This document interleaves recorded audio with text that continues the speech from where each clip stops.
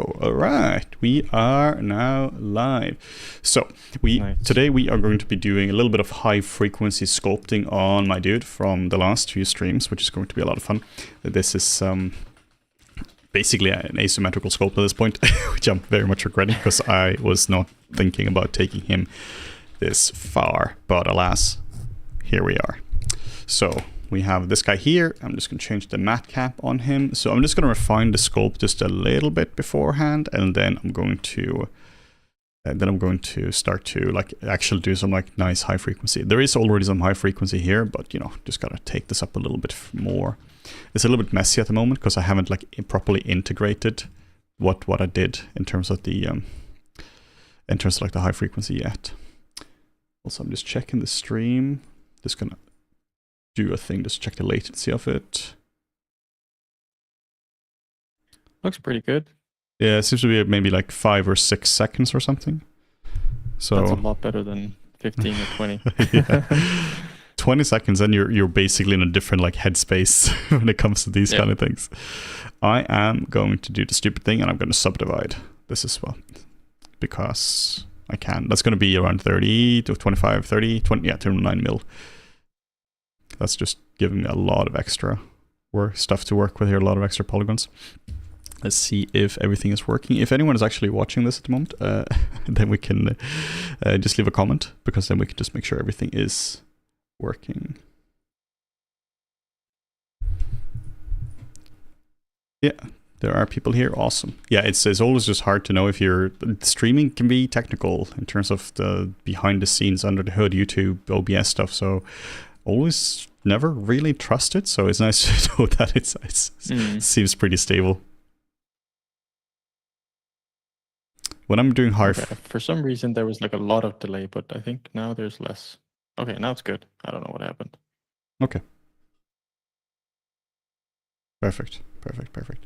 My girlfriend just told me it's working as well, through the modern means of communication of writing on a piece of paper.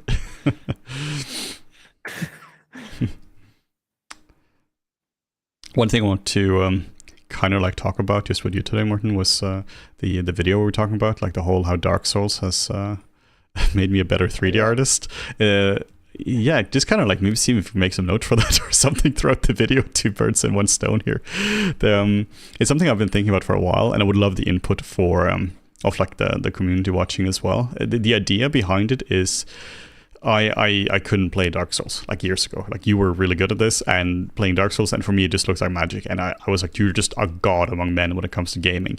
And then some years later there was a game that came out, can't remember what it was called, but it kind of triggered something in me, and I was like, man, I kind of went hard. It was Mortal Shell, and it was kind of not a super good game. It had some cool elements in it, but it kind of like awakened something in me. It was like, okay, this stuff here is pretty cool. So then I went to Dark Souls and I got my ass handed to me, even though I've been playing games for forever, since my entire life basically. So I started like learning the system, and what I figured was so unique about Dark Souls is that I find it to be like, this is gonna sound weird, but one of the most fair games out there. Like, it's hard, and like fair doesn't mean easy. It just means if you're actually good at it, you're gonna succeed, and if you're not good at it, you're not gonna do it. And the world doesn't really care if you're good or not, or it doesn't really care if you succeed or not. Like, in a lot of games, the boss is gonna, like, there's a save point right before the boss, and there's a lot of health and such. You always know in a lot of games there's a boss coming because there's a save point and a lot of health potions, and you get upgradable weapons and such. Dark Souls doesn't really care about any of that. It's just like a fair world that doesn't really care if you're there or not, to a degree. And I just started thinking about that there's a lot of similarities between that and 3D. One of the things I was thinking about is that I was just making notes for this actually today. The whole get good is obviously a real toxic thing in many ways when it comes to it, but it's also kind of nice in a sense, because maybe this term comes from Dark Souls or not, but I just started hearing it. But like, when people started talking about it's a skill issue, and they often just like talk about that in like a mocking sense, but so many times when you're playing a Souls games or Bloodborne or in one of those Sekiro, you're not stuck because your gear isn't good enough, or you're not high enough level or stuff like that. In Sekiro, you don't really have levels to the same degree. So it's kind of just legit just a skill issue. And it's kind of refreshing to hear, because a lot of times in games it's just like, oh, you just have to talk to this person, get this item, and then you can do it. There's some of that in Dark Souls, but mostly it's just a skill thing. And that's so true in CG, that so often people get stuck, not just CG but art in general. People get stuck because it's just a skill issue. It's just the fact that you haven't leveled up your skills yet. And that kind of changed the way I was looking at 3D in a way, because sometimes I've been getting stuck on something, or I'll be like, oh, I don't know how to do this specific thing. Like when I was doing the Intro to Anatomy course, it's just so difficult to do a course like that. And in the beginning, I wouldn't have been able to do it, and it was just because it was a skill issue. And then I'm going into like my Dark Souls way of going like, well, I should be able to do this. I've been defeating like all the Dark Souls bosses. Why shouldn't I be able to do this? So then it was more like a practice thing. Okay, cool. We just have to break the problem down into smaller chunks. Let's learn the arms. And then if I can spend like 2 days, 3 days on a Dark Souls boss, sometimes more than that, I can spend like 4 or 5 hours just really studying the arms. And there are just so many similarities between that the whole, like, sometimes you just need to grind. Sometimes it's not just a skill issue, sometimes you're just too low level. And that's, you just need to grind in Souls. You just have to level up or get better gear. And that's similar to in 3D, where you just have to like grind your anatomy, grind your different things. It's just a lot of mileage just to get practice. And that's kind of the gist of kind of what I want to talk about in the video. So I would love your input there, and we'd love the community's input as well on it, because I think there's kind of an interesting idea there. Basically, how Dark Souls made me a better 3D artist. Yeah, I guess it's like there's part of like enduring the pain, right? Yeah. You have to. I mean, you will suck for a while, but it's getting comfortable with that uncomfortableness of. You can see other people doing it, and you're like, okay, there must be not a trick to it, but they're definitely doing something I'm not, and then trying to learn what it is, just step by step.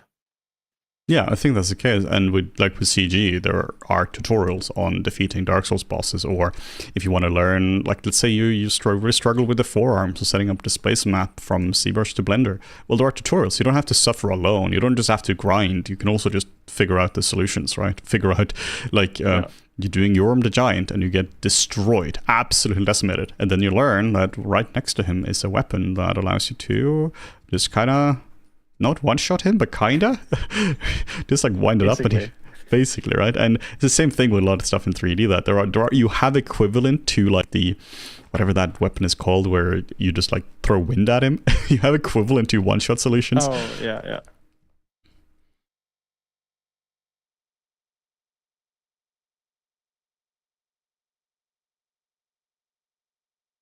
Interesting.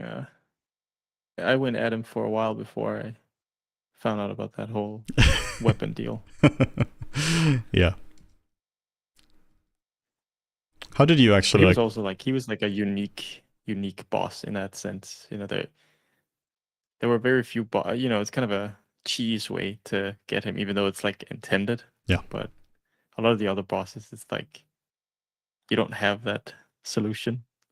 Yeah, most of them there is no like trick for them. It really, maybe they're weak to, I don't know, fire or like whatever it is, but in general, yeah, they're just a skill thing. And that's kind of what I learned as well. I remember Sorry, one. They called the it's in Dark Souls 3. It's like this enemy with a fire sword, and there's like 2 of them. Yeah. What are they called? They're like the twins. The Abyss Watchers? No. The Abyss Watchers, right? There are. Yeah, you have the Abyss Watchers as well. Yeah. Yeah, they had. Yeah, it's probably those. Check. Yes, the Abyss Watchers. That was like my demon. I remember that. I sat with that for hours and hours. I think I sat with it for like maybe 4 or 5 hours straight, and got more and more frustrated until I finally beat them. It probably wasn't the most constructive way to actually beat them, but in the end, I did. So I found that in the beginning, whenever I'm doing that, kind of related to CG, is that I struggle like crazy with like the Abyss Watchers and such. But then once I kind of figure it out, then it's almost like I can keep dancing with them, and I can almost like beat them time and time and time again. It's almost like a puzzle. Same thing with CG. Like once you learn how to sculpt like a nose or something, then you keep kind of sculpting noses, because they're kind of the same thing over and over again. You figure out like their secrets of the Abyss Watcher noses. I had that with Melania in Elden Ring, because I'd seen a video of the dude let me solo her, and I was like, okay, that became my goal, to beat her with no armor and just the blade without getting hit. It took, I think I counted, it was like 200 attempts or so until I beat her, but I did manage to finally beat her without getting hit a single time. Jesus. That was very satisfying. That's crazy. Some would say maybe not worth the investment, but it felt very satisfying at the time. I think like Melania's is a good one, because the first time I played Elden Ring, I played it like, I think I beat it like 3-4 times now, and oh wow, yeah, like I kind of got a little bit crazy with that. But the first time I beat her, I was just like a strength build, and beating her then was difficult, but it was doable. Like I could actually do it. And then I played again with, I think I was like Elemental or something. I can't remember exactly what it was, but regardless, it was a build that I just could not beat her no matter what. So I had to respec my entire character as well. And that kind of sucks. I think the game is unbalanced to some degrees there. But at least I was able to do it then once I figured out. Or maybe it was that I was strength and I couldn't beat her with strength, and it was the opposite. But regardless, at least I had to like completely change my build for that. And a lot of similarities with CG there as well, that you just get stuck on something and you just have to like, all right, just have to rethink the way you're approaching a subject as well. Yeah, bleed builds, always a solid choice. Yeah. I think I was pretty much focused on like magic or intelligence or whatever it's called in Elden Ring. But obviously I just did away with all of that for whatever for this whole project I embarked on with her. Yeah, that's a crazy project. I couldn't do that. I will say it was very satisfying though at the end, but also you could see it's kind of a, you could make progress every time, maybe not every fight, but like every 10th fight or so, you would have like, okay, now I figured out her patterns for this and this, and if I roll in this direction, or like when she does her flurry thing, okay, I gotta make sure I'm at this distance, so run away and then roll in before she does her flurry, then roll away before she does the second one, blah blah, all this stuff. And it's like you learn something, you get conditioned to do something because they have patterns. And I think in a way that could be very applicable for like tutorials as well. Take anatomy for example, there are very set patterns, very set rules about anatomy that you just have to learn. Obviously, reference being a big part of this, looking at reference while you work, but adding the foundational knowledge of anatomy just takes a long time, and it's sometimes boring to learn, but at the end you'll be a much better sculptor for it. It's kind of like that analogy there is like in Souls, you need to have a set of fundamental skills. That I approach that kind of in like almost an academic sense, where it was like, okay, stuff that helps me. This was in Sekiro we learned this. That the moment I learned that I should look at the enemy instead of myself. Like I didn't look at myself at all, and then I just started looking at them. It was like, all right, cool. Then I can just see what they're doing. So sounds pretty basic for somebody who's been doing this for a while, but since their attacks are often just really telegraphed, just by looking at them, you can just see what they're doing, then you can avoid their big bonk, and then you can just counter that. And there were a lot of those different ones there. Like Sekiro for me basically became like a rhythm game after that, where it almost became like a bit of a dance. And then I was able to actually like beat things I've really had a hard time with, and it became really fun. So it's kind of like with that, with anatomy, where in the beginning you're not really seeing patterns for things. You're just trying to sculpt what you're seeing, and you have no idea what's going on, some underlying things. But then once you get the underlying structure for things, and you kind of figure out that bone, muscle, fat, skin, and you can keep working with that, then you can kind of play around with things. And then if you were to, like, you're used to only sculpting like beefy men, for instance, but then now you have to sculpt a dog, then you still have like a foundational reference, but then you need that's kind of like approaching a new boss in Souls. Now you just need to figure out their specific move set. Like if you're sculpting a dog, all right, cool, you know how anatomy works. You just have to look at a lot of reference there. So I think there are a lot of like similarities there. So I actually kind of leveled up my CG game from Dark Souls, not directly, of course, because obviously Dark Souls, you only get better at Dark Souls, but I learned like a method for it, for like how to approach it.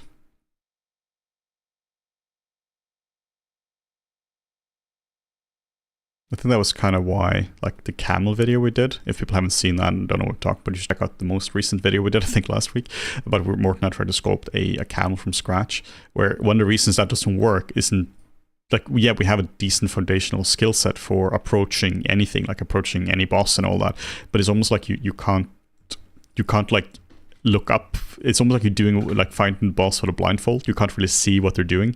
You just get hit all the time. Same thing here with a camel, right? You're not allowed to look at a reference. Definitely watch that video. It's very entertaining watching us fail in a way. Yeah.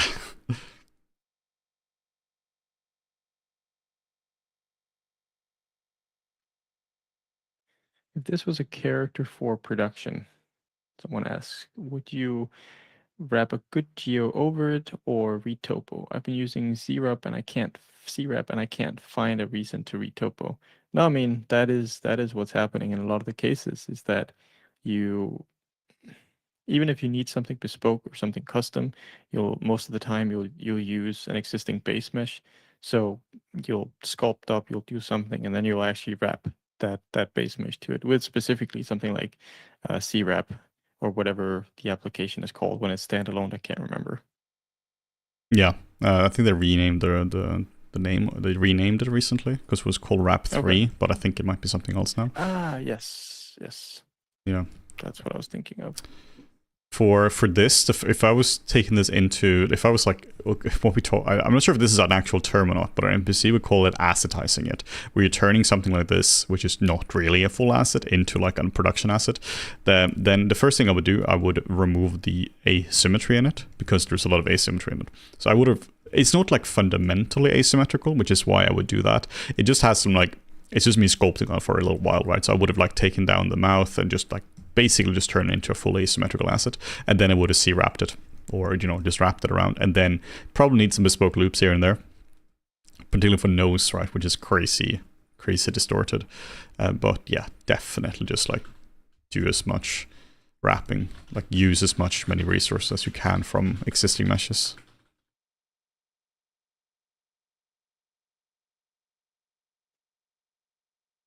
Adam wants to know why you're not using the gray matte cap, Henning. Yeah, kind of just getting a little bored of it. Like the gray matte cap is fine, but there's nothing wrong with it. But I don't know. This one is just kind of nice. I used this years ago. I think we have this in some of our old YouTube videos as well. And then I went to the gray matte cap, which is just nice and simple, and then this one here is also just nice. Ultimately, it doesn't really matter which matte cap you're using, granted that it has a lot of texture in it. Well, it allows to show a lot of texture, but not like too much texture. It's a tricky one there. Mm.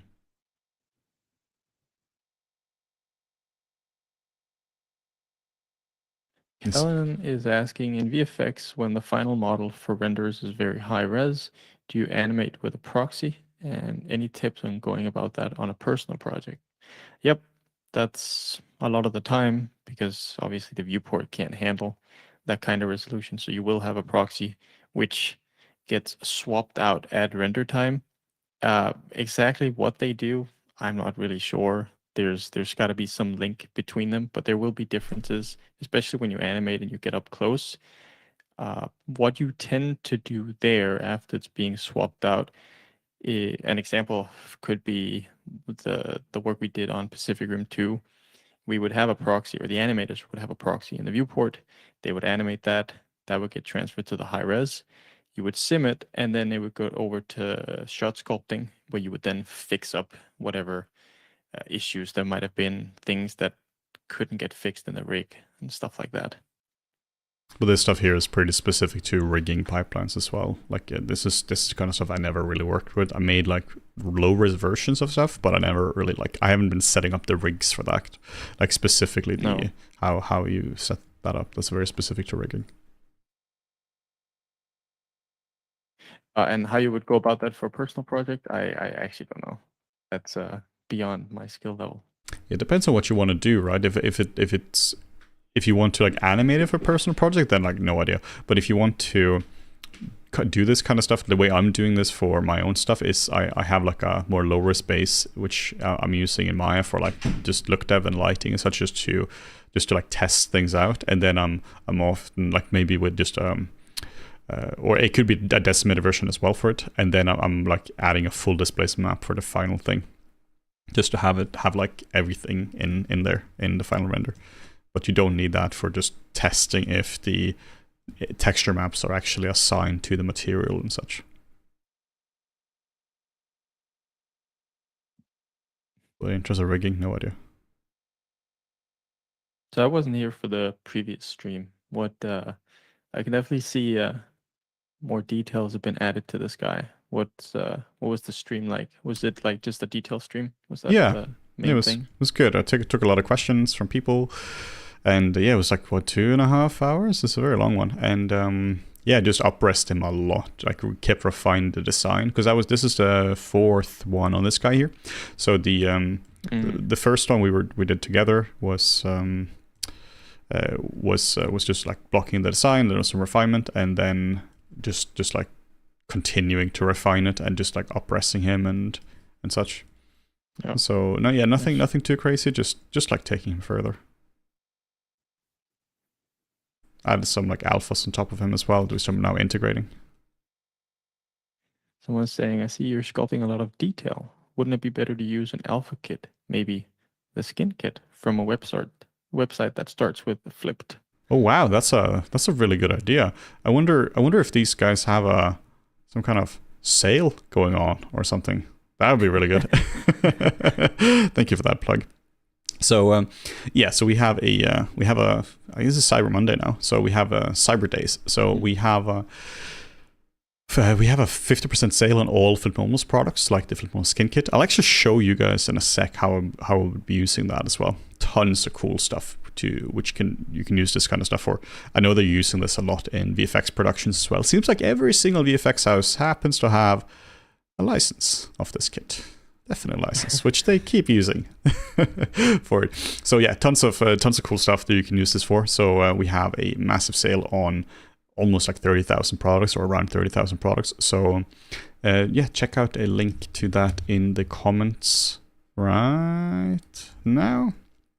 And the skin kit is actually the best selling product on the marketplace, which is really cool to see, because I mean it just serves a very real need for that. We also have a similar looking kit as well called the face kit, which is just specifically made for faces. It's really handy to, of course, to have the skin kit, which is just more generic, but the face kit is also really useful for this kind of stuff. So we actually used a bit of the face kit last time. But yeah, let me just show real quick how the skin kit works. So I've already loaded this in. There are, of course, instructions on how to do that. Let's go skin kit, and then we have a bunch of different ones here. So if you want to just like block in some details, maybe we want a little bit of like the like some weird skin here. We just set the drag rect, and then we just hit the little hotkey just to set the mid value. There's a big difference between these alphas and other alphas. You see here, all these are just kind of transparent, which means that the background is black, which is really crappy actually for alphas, because it means that they can only go outwards. So our alphas can go in and out. So it just means that there's 50% more resolution in them, or like refinement, I guess resolution or like depth in them, than there is in like a lot of different alphas that are out there. Took a long while to figure that one out, how to do that. So we can just drag this out just to get this really nice leather skin for the character.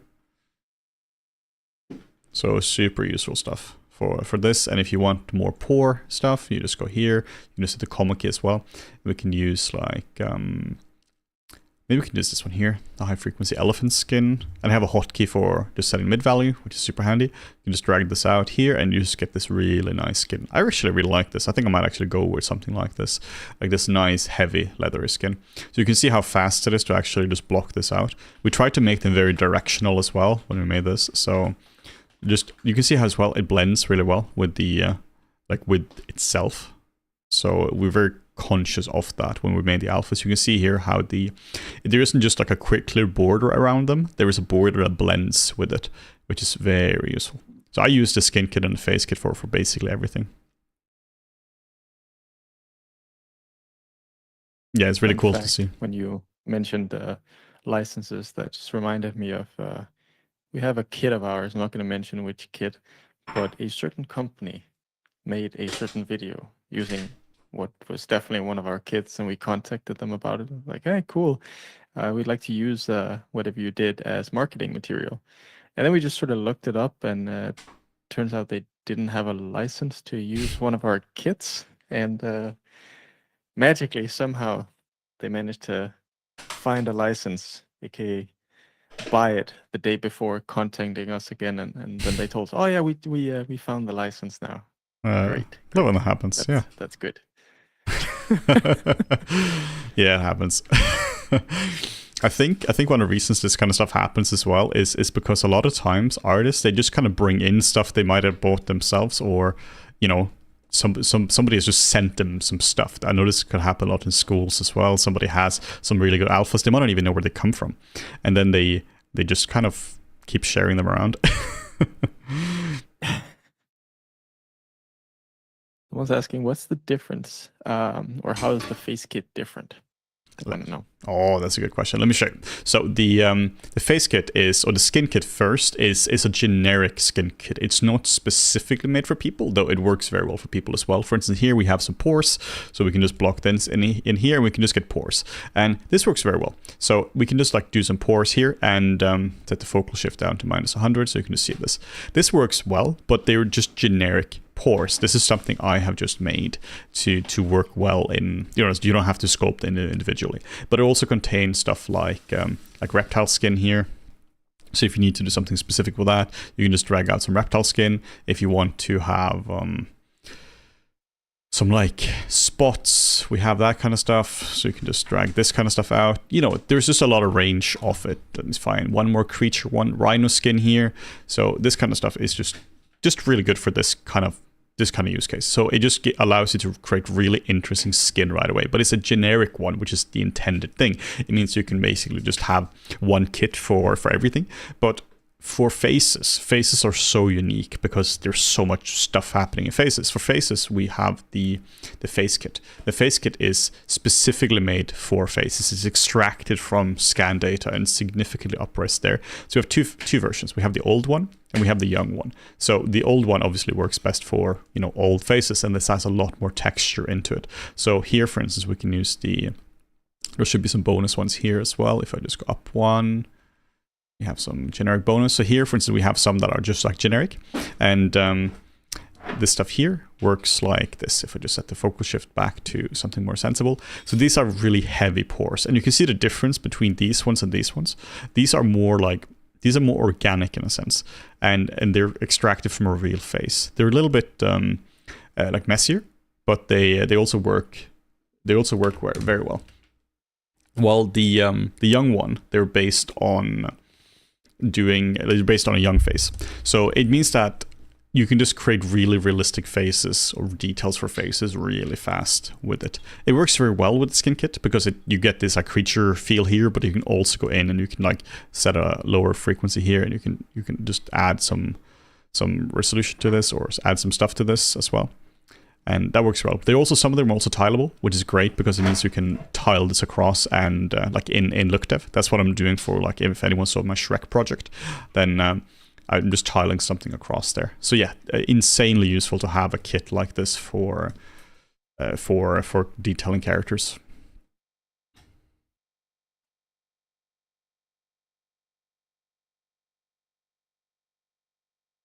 Here's another one as well. How far do you take hand sculpted details before using alphas? Honestly, quite far. Here you can see the level, which I haven't done any hand sculpted details for, where we're just going through and just adding detail or just sculpting everything by hand. The further you take it before adding alphas, the better it's going to be, because then it's going to feel properly motivated. But depends a bit on the character as well. But I like to take it quite far, but not just do I take it quite far. I take detailing very seriously. I do a pass on hand sculpting, and then I do a pass of alphas, and then I do a pass on hand sculpting on top of it. This is quite like hardcore and quite high time intensive, but I think it produces really good results in the end as well.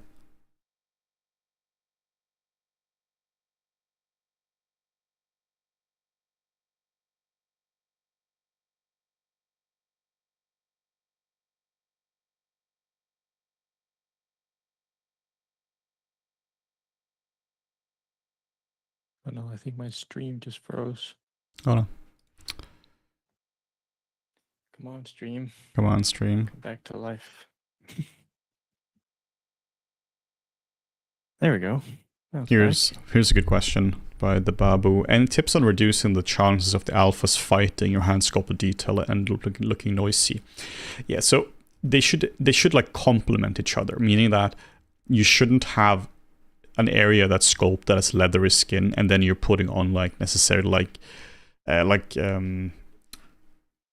really scaly stuff. So first, just make sure they complement each other. But another thing is you can store a morph target beforehand, and then you can add like your stuff. You can add whatever you want to here. So we can just add some pores. We can just make this really more intense like this.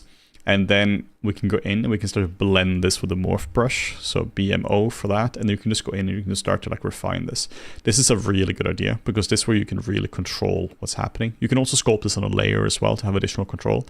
But yeah, this is a really good idea for like blending things in to make it look natural. So you can just remove the whole thing, or you can just keep everything and just like remove the edges. So whenever I'm adding areas in an area, whenever I'm adding details in an area that might already have a lot of stuff. Sometimes you just have like a single area you want to add details to. I might just mask it off, invert it, and then just like do another one here like this. Or what I'll do, now you can see, of course, you have control here. Or what you can do, you can just like undo this. You can just store a new morph target, and then you could do your stuff like this, and then you just paint out everything but what you want. That's really useful. It's a very good way to blend it in. So then we can just like keep just the center of this, and yeah, then you get everything in there. Or you can just like reduce intensity just by going over with just a lower pressure on it, just to like add a little bit of this.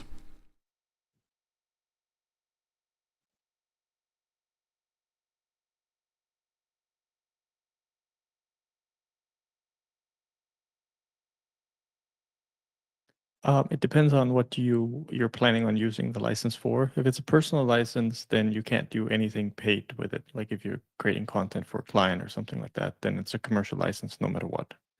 I'm not sure if that's what you were getting at, but at least that's the difference between the licenses.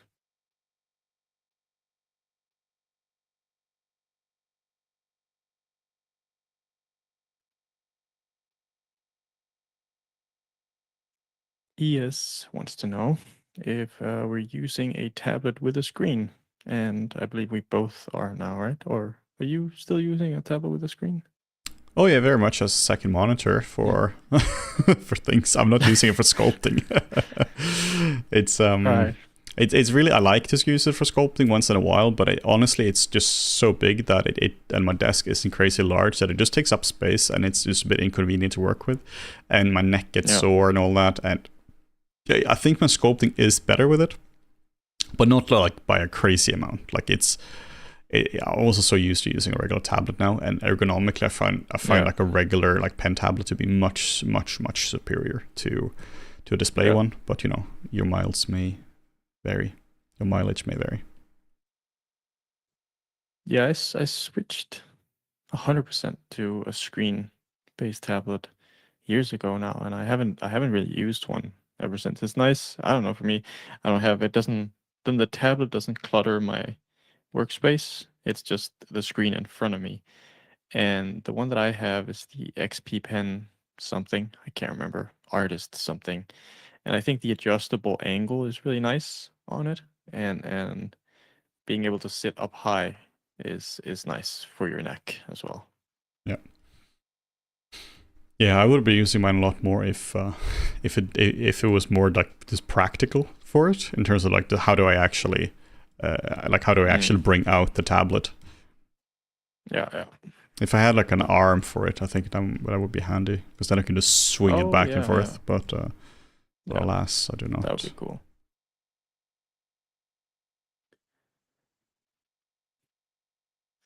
Let's continue there with the license. The commercial license is the indie license. I ask because most websites have an Indian studio. I don't know. It depends on their terms. It's really. I'll send you the help docs for licenses. If you want to use our products in anything that generates any kind of money, you get a commercial license. If it's for personal stuff, you want to experiment with things, then you can get a personal license. Really equate our licenses to what other people do. I don't know their license terms. So an indie license could be, but it could also not be, you know.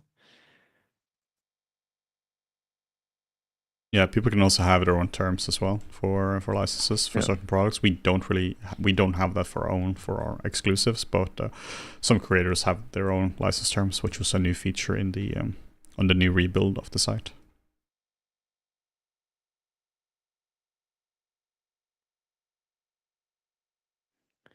Would you offer discounts for commercial licenses if we own a personal one? No, that's not something that we have.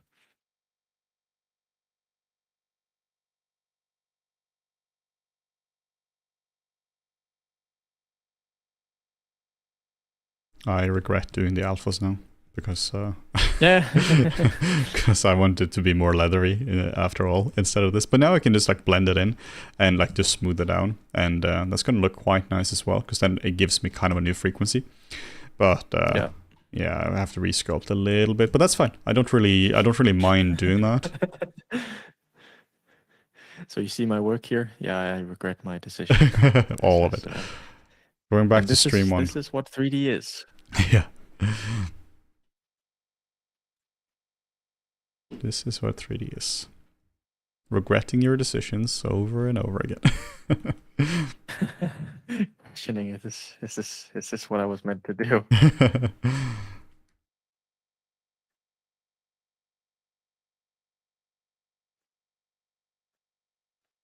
3D, a series of regrets. Sounds so bleak.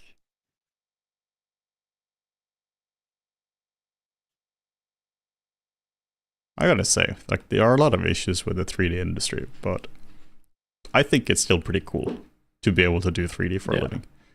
Like, it's, you know, obviously there are a lot of issues in games and film and all that, but like every industry has tons of issues. It's not like there is a perfect industry that's well paid, flexible hours and all that. Like they're all problematic, and everyone who's doing that for a long time, like they're like, it's crappy. Like read about one who was starting to become a teacher on day one of teaching. He was like, crap, wrong choice. So it's all problematic, right, in terms of that. So I think 3D is a pretty neat industry to be in, to be honest. No, maybe we should do something within 3D industry, like create a company and sell stuff or something. I don't know. That's a good idea. Maybe something, just an idea. Yeah, if it doesn't work out, you can go back to doing giant monsters or movies. So True. That was a pretty cool job doing creature modeling for films. That was that was awesome. It's definitely on like the list of highlights, you know. Yeah. It's always interesting when you talk to people who aren't in the industry and you're like, so what did you used to do for work? And it's like, for me, it's also a while ago, and it became like normal, right? Because you were surrounded by other VFX artists and stuff. So when you talk to people who aren't in the industry, they lose their absolute shit. It's like, well, what, you did what? Yeah, you know, and it's always a fun reaction. Yeah, I worked on this movie called X, and they were like, "What? Like, you worked on that?" Yeah, it's a cool one, but it's weird now. We've been out of the industry for like 5.5 years as well. So like, it's like, pretty much my girlfriend, she's still in the industry, so I very much surround myself with that and hear a lot of things happening there. But I haven't done professional work in VFX for a long time now, for 5 years. Of course, we still keep very much up to date on techniques and tools and news and all that. But we, you know, it's been a while since we were since we're in the trenches, just building companies. And I, this is gonna sound a little weird, but I think I'm a much better artist now than I was when I exited VFX. Like in a terms of like Oh yeah, technical same. technical strengths and like sculpting skills and everything. Like it's not like we stopped and then we just like kind of decayed. Like from the tutorials we've been doing now, like I've learned so much about new tools and new techniques and everything. So I find myself to be a much better artist now than when I left, which is awesome. Yeah. No, it's exactly the same for me. Mm. I mean, when you start to teach and you teach a lot, then you also start. I feel like you gain a deeper understanding of what you know because you have to. Especially like, one thing is just having it in your head and doing stuff, but once you have to put it to words, and so that other people can understand it, I feel like that's really when you start to cement what you know. Oh, so much. Particularly when if you're in a classroom and people are always messing up the same thing over and over and over again, you just get a deeper understanding of things. Once you start to go into the why of something, that's really difficult. Like I had this, I mean, we both made a lot of tutorials, right? But like some of the ones I made are like very fundamental with like introduction to sculpting, for instance, and the Intro to Anatomy that came out like some months ago now, and they're all just like fundamental, and there are so many whys in there. And when you're starting out with sculpting, you're just kind of like doodling around and creating something. But then once you start to analyze why does something work, why does something not work, and you're starting to go into like, okay, cool, yeah, it's about like appealing shapes. Appealing shapes make something look better. All right, why does it make it look better? And what are appealing shapes? And how can you create appealing shapes? And just trying to find a kind of a framework for sculpting is really difficult. So I mean, we learned so much from that. And I mean, the amount of conversation we've had about this before, the two of us, right, before making any kind of course, just like refining things and refining our ideas and YouTube videos and all that is insane. That's actually interesting. I was talking to my brother yesterday, and he used to be really into photography, like seriously into photography. And I started getting into photography maybe, I don't know, 10 years ago. And just slowly, you know, taught myself more. I didn't really watch many videos, but it started getting better for me after I went to school because we started looking at a lot of these concepts that are used in film and photography. So I would use that and I would explain it to him as well. And so he's at that stage now where he's sort of doing the other thing, and where he's telling or teaching people a little bit. He has a friend that he goes out and shoots with sometimes, and he's fairly new to it. And so my brother, he has to now put into words the things that he knows about maybe exposure or composition. And it sounds like it's been a lot of fun because, again, that's where you really start to understand, again, a deeper understanding of your knowledge once you have to explain the concepts behind, well, why is this a good composition or why is this a bad composition? So much with that, particularly when you're working just as an artist with software, you just kind of learn how to operate the tools. You don't necessarily realize why it works that way. Let's say you want to like kind of with photography, right? Like you're working with Arnold or Blender, and you want to add depth of field to it, to your images. You know, parts are blurry, parts are in focus. Okay, how do you make it more or less blurry? Well, just drag this slider around. Oh, which slider is it? Oh, it's the f-stop slider. All right, why does that make it go bright or darker or like more blurry or less blurry? And then you start have to go into like photography, and then you're like, okay, cool, let's learn about the optics of it. And if you're just kind of doing things day to day in 3D, that doesn't really matter, because at the end of the day, if you know all the optics or whatever, it's still just low number means blurry, high number means sharp. And so it totally works. But the moment you have to explain that to somebody, you can't just really just go, oh yeah, just drag the slider, see what works. Like I can't in good faith make a tutorial that does that. No. I think that's one of the things we've tried to do ever since we started this, right? We always, especially in the beginning, I remember we talked a lot about the why instead of the how. Yeah. And we saw a lot of tutorials like that. A lot of the tutorials that we watched ourselves, and it was always frustrating, is specifically that whole thing of like, I want to do this thing with a character or do this thing in rendering or whatever, and it's like just input these numbers and then Yeah. it will be good. And Yeah. then you're like, well, okay, but why? Why is it good? And why those numbers? Why not slightly higher, slightly lower? And I think that's one of the tricky things of teaching is you have to actually understand that in order to properly explain it. I think for me, like one of the things I never really got when I was in school, in high school, was math. Like I could kind of like do the assignments for math and get like an adequate grade. Like in Norway, it was from 1 to 6, and that would be like a 4 to a 5, 3 to 5 sometimes. But it wasn't like that. At that point, it shows that you kind of knows how to memorize the different formulas, and you kind of like monkey see, monkey do, but you don't really get it. And I think if I were to, the one way I would be able to like learn math at that point was if I had to explain it to somebody else.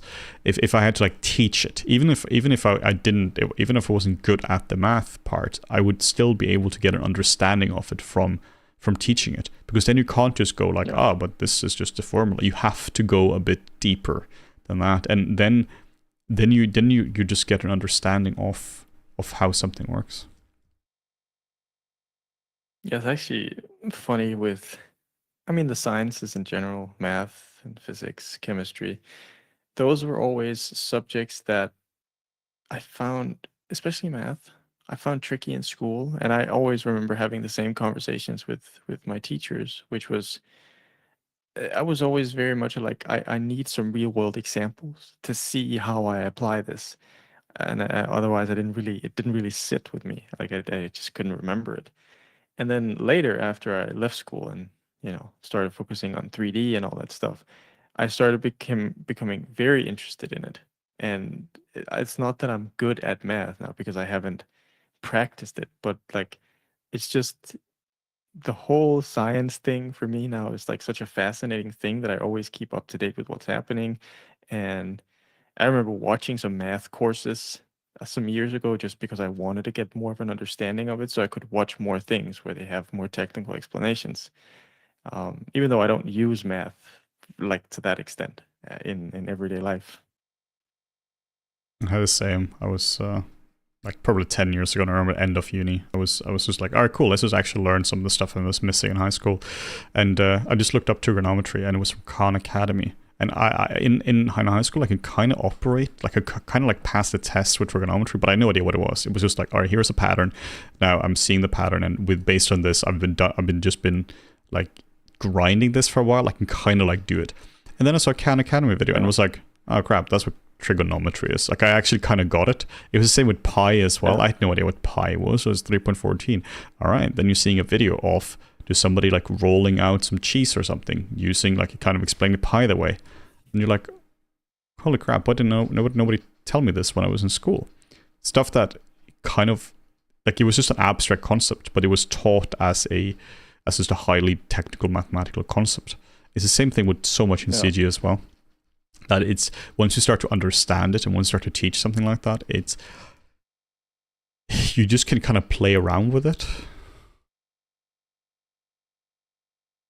I remember having a math teacher once just tell me, I was like, so the point of learning things and like real world application, and I think she was just tired of me at that point. She just looked at me and she was like, you just have to know it. You just have to. That's the rules. You just have to know it. Okay, great. Thank you.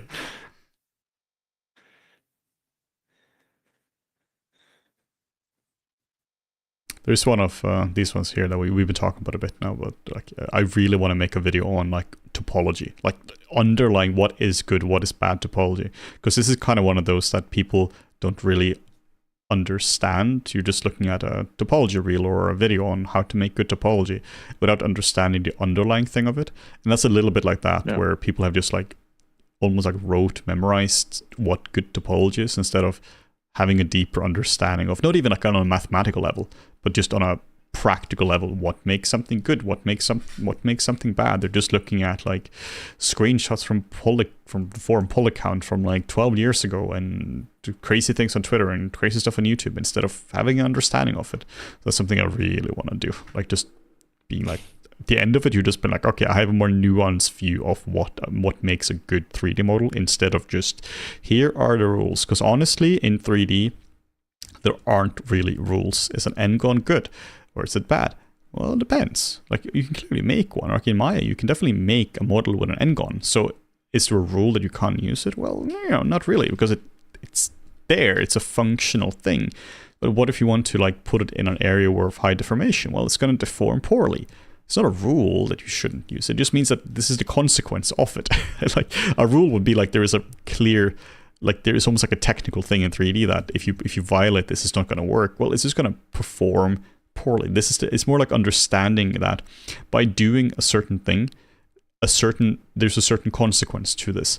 So I think that's kind of the thing about like what makes a good 3D model, what makes a bad 3D model. Like this model here is just like zero meshed, and it works totally fine. If I were to render this and with topology, or like render this and detail this up and texture this, that would be fine. That topology would totally work. What is the consequence of it? Well, the UVs are going to be a little bit messier, and obviously you can't deform it, but it's not going to deform, and the UV's been messier. So what's the consequence of that? Well, texture space is not going to be fully optimized. All right, what's the consequence of that? So, it's going to take a little bit longer to render. Okay, but it might take like 1 hour to render the final thing, and it might take 1 hour and 2 minutes to render it. Like it doesn't matter. Yeah. So it's all just about like what makes a good model. But if you were to do that for a game, well, what's the consequence of that if every asset is just zero meshed and not optimized? Well, it's going to run at like 5 FPS instead of like 60. All right, but does that matter? Yeah, that matters.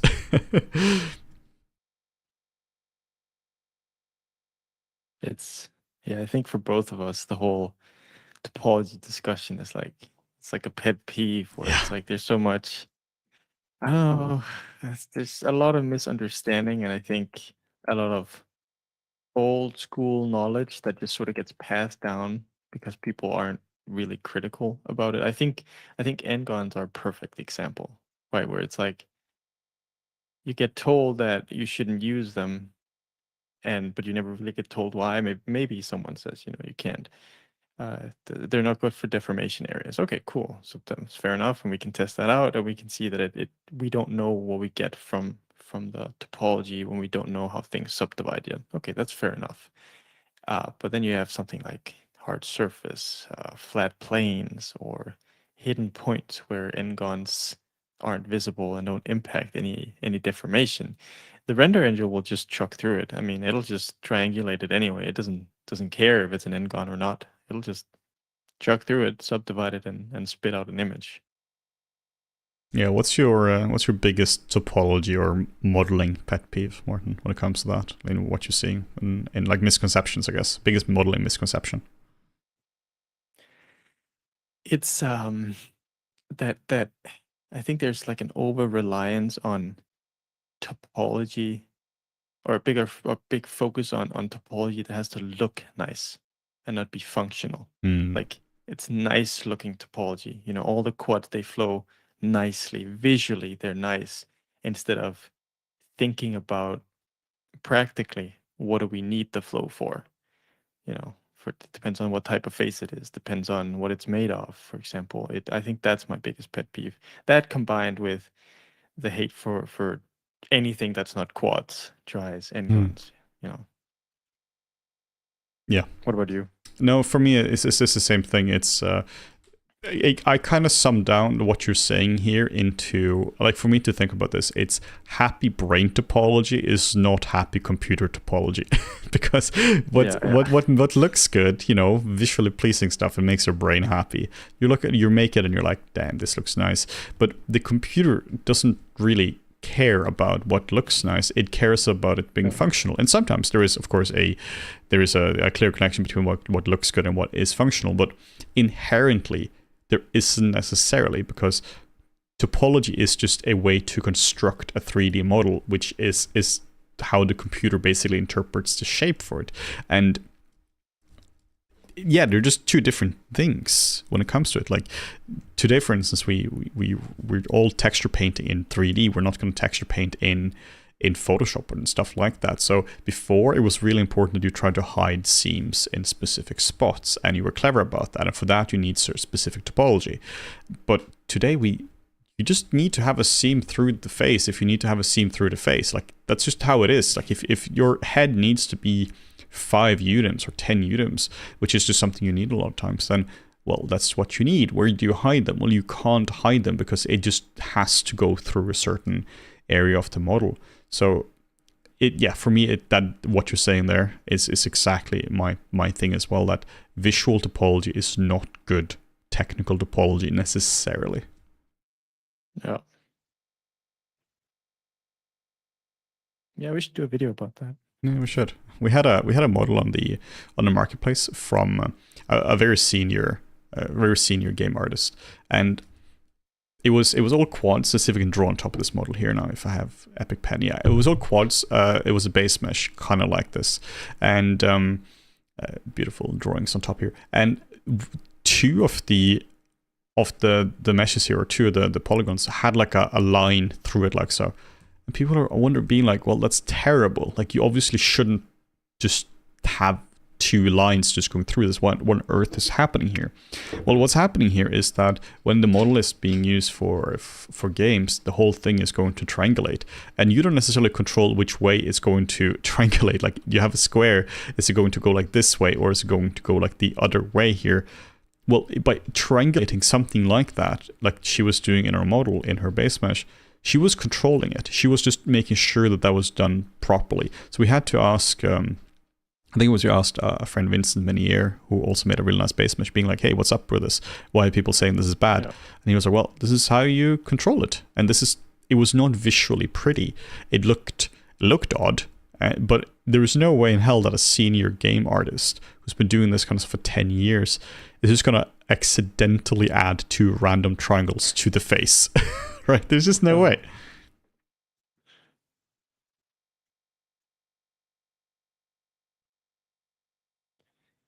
Yeah, so probably like a lot of misunderstandings, and someone's been told something by a teacher once, or like a lead or something, and they've never really thought about it critically. So they're just like, yeah, this is what you need to do because that's what I tell you to do.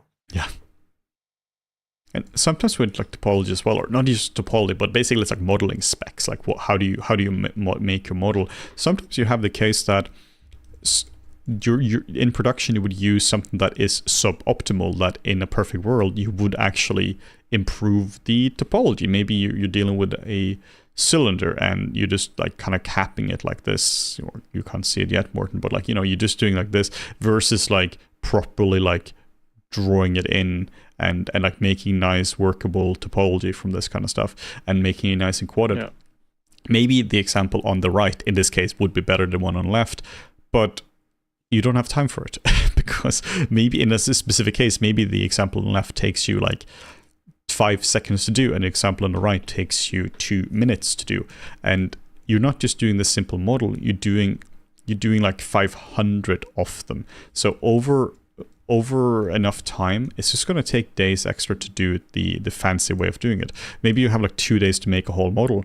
Well, now you just need to get it out there. And it doesn't matter if it's perfect or not, because perfect, and the way you measure success in this scenario is not, it's not that the client is going to go like, the topology for this stuff is fantastic. They're just being like, hey, where's my commercial? We have a car to launch. And if the interior, if the gear stick of that one doesn't have, the car doesn't have perfect topology, but looks the same in render, they were like, yeah, I'm happy, I'm going to give you the money now. But if it's delayed, they're like, dude, what the hell? Why isn't it there? And slow 3D artist. I mean, there's definitely something to be said for, differences here between the effects and gaming. So if you need to bake stuff, there can be reasons why you might want topology to be, in a certain way, because otherwise your maps might not bake well or something. But right now we're just talking out from a VFX perspective where we can do whatever we want with resolution and topology. Yeah, even from a game perspective, though, it's still just like, well, if it has to bake well, you just have to build it so that it actually bakes well. And if you don't have to bake something, or if you're having specific baking issues, then you just build it so it works like that. Like my whole thing with this whole the whole rant here is just that you just need to build it so that it works for the intended purpose. And if that's gaming where you need specific specs for the model, well, you just have to add that. Kind of like the best game model for, like, let's say we were to take The Last of Us 2, you were to look at the absolute best model there, the team would agree this here is the MVP of the game, and you give that to Framestore, they're going to be like, what is this crap? Right? Like, they can't use it at all. Or the best model at Framestore, everyone would agree, best model ever made in VFX, give it to Naughty Dog, and they're like, yeah, cool, we can't use this. It's just like, it's just depends entirely on the use case. Yeah, that's why it's so tricky, especially when you see YouTube videos being like, I don't know, the one true way to do topology, or you're doing this wrong if you're doing this kind of topology. It's like, it's so situational that it's like, so I mean, I know it's probably good for views, but you should still teach it properly. And just as a reminder, we have a very nice sale for Cyber Monday, which it is today. And we're having a bit of a cyber week here. So we have a lot of really cool tutorials and assets and general resources on sale.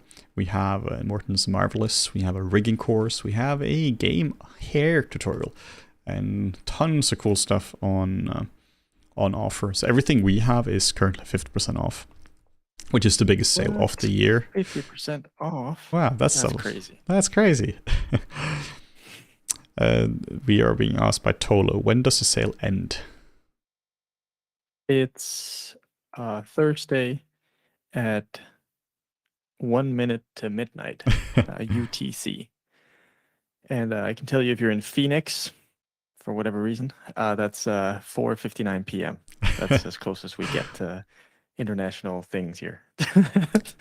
Yeah, we will only tell Phoenix? You. Yeah, that's. We'll only tell you the time zones if you're in Phoenix. If you're not in Phoenix or in UTC, then you have to figure this out. Why Phoenix? We had a support ticket where someone asked me, and he was from Phoenix. So that's. Well, there you go. Yeah, so this is by far the biggest sale we have every year. We have two major sales, the summer sale and Black Friday sale, and this is the one with the highest discount. So definitely grab anything you've been eyeing at the moment. One product you guys might be interested in. Let me actually show you this one, because I'm generally really proud of this one. Let's find the exclusive page here. It's the Intro to Anatomy. It might be on the page here as well. Let's see if we can find it. It's the Intro to Anatomy. Is just a really solid course for, well, learning anatomy. So just covers everything there is to know about anatomy. We have a lot of traffic on the site. There we go. So just trying to make sure that we don't kill the site here. So here is a link to that. Maybe. There we go. Here's a link to that. Intro to Anatomy focuses really on, it's like, imagine if you're a complete beginner to anatomy and you just want to have a foundation for everything. So we built it for people who are brand new to it, but we also built it for people who wants a refresher or might have been missing a bit of a foundation for it and just kind of hack their way through anatomy. So we just built it where you just learn everything you need to know. We focus on going from a base mesh at the end of the tutorial, going from base mesh to this guy here. And we also just go through all the bones, all the important landmarks, all the important muscles. And focus on important, because when it comes to anatomy, people either like make it way too simple and they just like simplify the arm into only a sausage and they're like, this is how I do it, or they're going into every single muscle where they're going into all the extensor, carpal, radialis, longus, and all this.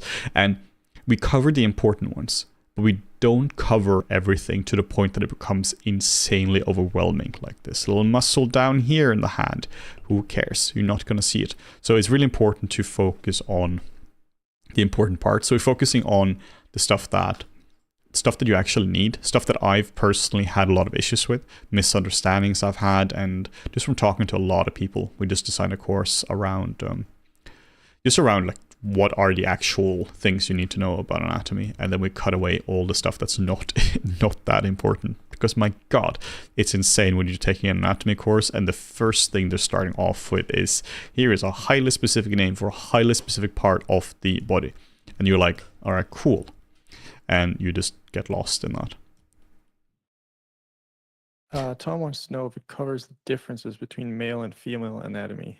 No, I don't think we're not covering that. No, and just for a quick disclaimer there, 98% of the anatomy is the same. Same amount of bones, same amount of muscles, same amount of ligaments, tendons. The big differences there is fat placement and fat volume. That's the big one. And some bones are a little bit different in their structure, but not a lot. And like lower and higher muscle amounts as well. Like men have bigger muscles and women have smaller muscles, which also impacts the form as well. But it's, for me, this is kind of interesting actually. The way I kind of do a little tiny lecture on this. The way I kind of think about it is going back to kind of the game stuff we talked about earlier, where you have in Dark Souls, we can continue this theme. We have 4 sliders in a character creator. So imagine you're creating something here, and the first one here is bone. And the second one here is, also if you want to know more about anatomy here, we talked about this in the summer streams. So we have like a few streams just dedicated to anatomy just when this was coming out. So we have 4 sliders, and they are called bone, muscle, fat, and skin. And every single character you ever make can basically fall into somewhere on this spectrum. Let's say you are making a baby. The bones here would be here, because the bones, this is just the length of the bones, essentially the size of the bones. The bones are absolutely tiny. They're super small. So you're making a baby. So here you would be doing bone, low, muscle, very low, fat, really high, and then skin. The skin would be like, how elastic is it, from like really low elasticity to really high. It'll be like all the way up here because it's super elastic. Cool, so that's a baby. And then you're sculpting the Hulk. The Hulk has really large bones, has really large muscles, has very low fat, depending on which Hulk you're doing. It could be like medium or like low, but like, generally quite low. And then it has like quite elastic skin as well, maybe like here, so quite elastic skin. So this would just be, maybe the bottom one here is H, so this is like young to old, so they would be like here. And that's that. You're doing a perfectly normal man you're seeing in the street. He would be like average height, it would be average muscle, average fat, and average skin. And you can just keep every single person you are going to be doing is going to be here. Sumo wrestler would be pretty large.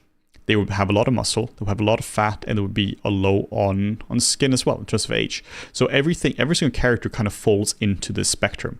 If you're dealing with like men versus women, like women might be like here, and then men might be like here. In terms of like the bones, they're just a little bit bigger on men. Muscle, a bit bigger on men than on women. Fat, women would be flipped. They kind of look the same, but they would just be flipped. Here, so women would have higher fat percentage than men, and then women, in terms of skin, it would be the same, right? Same level of elasticity. So this would be like an overall thing. But then you can also make this here for specific areas. You can also go, for instance, on the jawline or in the jaw. You can do the same thing here. You can go, well, this shape here is big or this is small. So there are some games where you can actually kind of do this. You have like really granular character controls. You can have like fat control instead of just a global thing. You can go in and just be like, the jawline here just needs to be really, really, really high in terms of fat, and the rest is not. So you can really do global and local changes to this. So that's one of the reasons we're not really covering difference between men and women, because we're just focusing on like generic anatomy. We are using a male model, but we're not really focusing on like male anatomy per se. We're focusing on like as generic of anatomy as we can. So yeah, that's really the approach for that course. But yeah, I find it to be really useful to like split it into like just bone, muscle, fat, skin. It's where when it comes to anatomy, you have to lie a little bit. Like you have to distort the truth, because anatomy, you can't be fully truthful about it, because it just becomes too intense. Like if you're talking about the muscles of the arm, for instance, you can't go into every single one. You have to simplify stuff down. So in, for instance, the bone, muscle, fat, skin, one of the things we keep talking about is that a muscle always goes from bone to bone. That's kind of useful, right? But it doesn't go from bone to bone. It goes from to tendon to bone. right? So that's just a level of complexity. And bone, muscle, fat, skin, well, it's not just bone, muscle, fat, skin. You have fascia and cartilage and ligaments and all sorts of like different stuff on top and layers of skin. And it just gets really complicated. So sometimes, and the nerves as well, right? So sometimes when you're looking at a face or at a body and you have no idea what's going on there because it doesn't fit into bone, muscle, fat, skin. Yeah, it could be a nerve. Could it be a big nerve going through it, or could be all sorts of stuff. So anatomy is just really, really, really complicated to the point that, you know, that's where you take a PhD in that and you basically become a doctor, right? So it's difficult. Where do you end? Where do you end when it comes to complexity of anatomy? And I don't really know, but I did my best with intro to anatomy. You can really geek out as much as you want. And both of us did a Scott Eaton anatomy course many years ago. And I remember going out of it. I think we talked about you. I think you mentioned this in a previous stream as well. Maybe it was a podcast. Was like after a deep dive into anatomy like that, you're almost a worse sculptor because now you feel like you know so much more, but there's like you're still missing 50% of the puzzle pieces, right? And so you start applying all these set in stone rules without really understanding. Like you still don't have a fundamental knowledge of anatomy. You've been taught like this is this muscle. It has its insertion point here, and this is the function of it. But being able to apply that to a sculpt functionally in movement and in different poses, that's a whole different set of problems. I love the Scott Eaton anatomy course because it does give you like a good foundation, I think, but you can't use it just on its own. Also because people are so unique as well. If you just were to know that a muscle looks like this and goes from here to there, and then you find some reference and it's like, oh crap, it doesn't look like this and goes from here to here. Like there's so much uniqueness in it. This is one of the things that Christian Bull talks about in his, see if we can find that actually, his anatomy course, because he has a really good one as well. So this is a fantastic one, Fundamental Anatomy for Sculptors. I'm going to link this as well. This blew my mind when I was learning it because this is a fundamental course. This is for all skill levels. One of the key things he talks about here is you shouldn't make stuff too anatomical, because when you know all the anatomy, you're just going to be putting in the muscles and the bones and the fat in all the correct spots. But people aren't just like the sum of their parts. It's almost like we're greater than the sum of our parts. We're not just bone, muscle, fat, skin in these correct spots. You have to observe what's going on. You have to really, really, really see what's happening, and you have to be good at creating volumes, creating nice subtlety in the sculpt. It's not just that the neck we have the muscle from here down here, the fancy names for all the muscles. Sometimes when you're sculpting, you should just indicate the muscles. Maybe sometimes you shouldn't even indicate at all, and you should just add a little bit of a nudge to it in certain areas. It's just difficult when you're learning anatomy, because like you were saying, right, Morten, you just learn too much. There's just too much information in your brain now. Now you have to learn to simplify it down. Yeah, and I think that's one of the quote unquote dangers of real life anatomy and using that in production or in your projects and stuff, is that things can get quite stale. I mean, sometimes you have to obviously do absolute realism and it has to be one-to-one. But a lot of the times I feel like you can tweak things, you can exaggerate things just a little bit, just to get it a little more sculptural. It doesn't have to be one-to-one, unless, I mean, you're doing like a perfect recreation of a digidouble, then obviously you can't really mess around with portions or do anything. But yeah, I like the idea of not being too constrained to anatomy. The problem I have with trying to be just perfect when it comes to anatomy as well is just that I'm not good enough at anatomy to understand every single thing. Like in this case, right, I can kind of like do a lot of weird things with my sculpt here, and there's tons of anatomical mistakes in this. But if I were to be sculpting just a human and based on reference, I don't know enough anatomy to actually be able to accurately put in every single thing. I can't just kind of construct this from scratch. I just have to observe it, because there's so many times I've been looking at a sculpt and if I'm trying to understand what's going on there, I just genuinely won't be able to, because it's just so difficult to figure out what's going on. Yeah. I had this on recently, was when I was prepping for the Intro Anatomy course. There was a shape on some reference ad, and I could not figure out what on earth was going on. It was on the back of a character, and I posted on Twitter, and I had people who were responding who were really, really good at their anatomy as artists, and they couldn't agree as to what that bloody thing was. Like, if people who are experts at anatomy can't agree as to like a muscle group or something, what that actually is, like, you know, you just, the way you solve that is, as an artist, you just put in the shape, right? You try your best to understand it, but then you just kind of put in what you're seeing, because if you're trying to understand everything, you just reasonably can't do that. No, I mean, anatomy is just a really tricky subject, and it's like, I think for many of us, it's a lifelong thing that we'll struggle with and always struggle with. There's always struggles in anatomy. I feel like, even like, no matter how long you've been doing this. Yeah, if I were to be asked, like, am I good at anatomy? Be like, I know kind of how to use it as a tool for my characters, but I'm not like good at anatomy, because it's, the more you learn about it, the more you realize you don't know.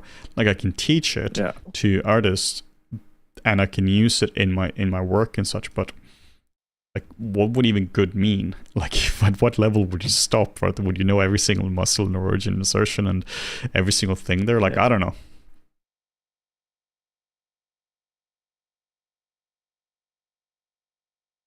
Somebody wanted to see a wireframe of the model.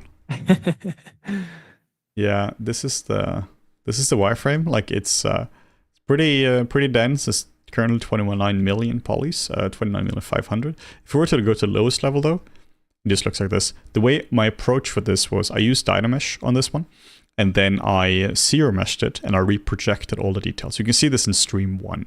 This is the exact same topology as I had in stream 1. Then I've just been sculpting on it. Like, there's nothing fancy here. I've just been subdividing, and that's so. Let me just draw this down real quick. So the steps is, 1 is Dynamesh. Step 2 is reproject. Step 3 is zero mesh, and then swap this. So step 2 is reproject, zero mesh, and then it's reproject, and then it's sculpt, and that's it. So very simple in terms of workflow. Like, there's nothing fancy here. Like, you can just really see, like, all the steps are shown in the previous streams as well. Like, there's nothing, I haven't done any work on this off camera at all. So this is like entirely, you can see the entire workflow just in the stream there. And yeah, it's just like simple brushes, just nothing fancy. I'm using a little bit of like alphas here, which you can see earlier in this video, and in the stream, and in the last stream as well. But like, there's really nothing fancy here. Like, I'm not using any fancy features whatsoever. This is kind of like, I'm just using like a Swiss Army knife of tools in this regard. Like, I find that so many people are overcomplicating this. Dynamesh, simple to use. Zero meshing, simple to use. I just clicked a button. I didn't add anything fancy to it, right? I didn't like do polygroups or like guides or something. I just clicked the button, and I don't know, said like maybe like 10,000 or something. Didn't really matter. And then I just reprojected, clicked the reproject button, and then I subdivided, and then I sculpted, right? It's very, very, very, very, very simple.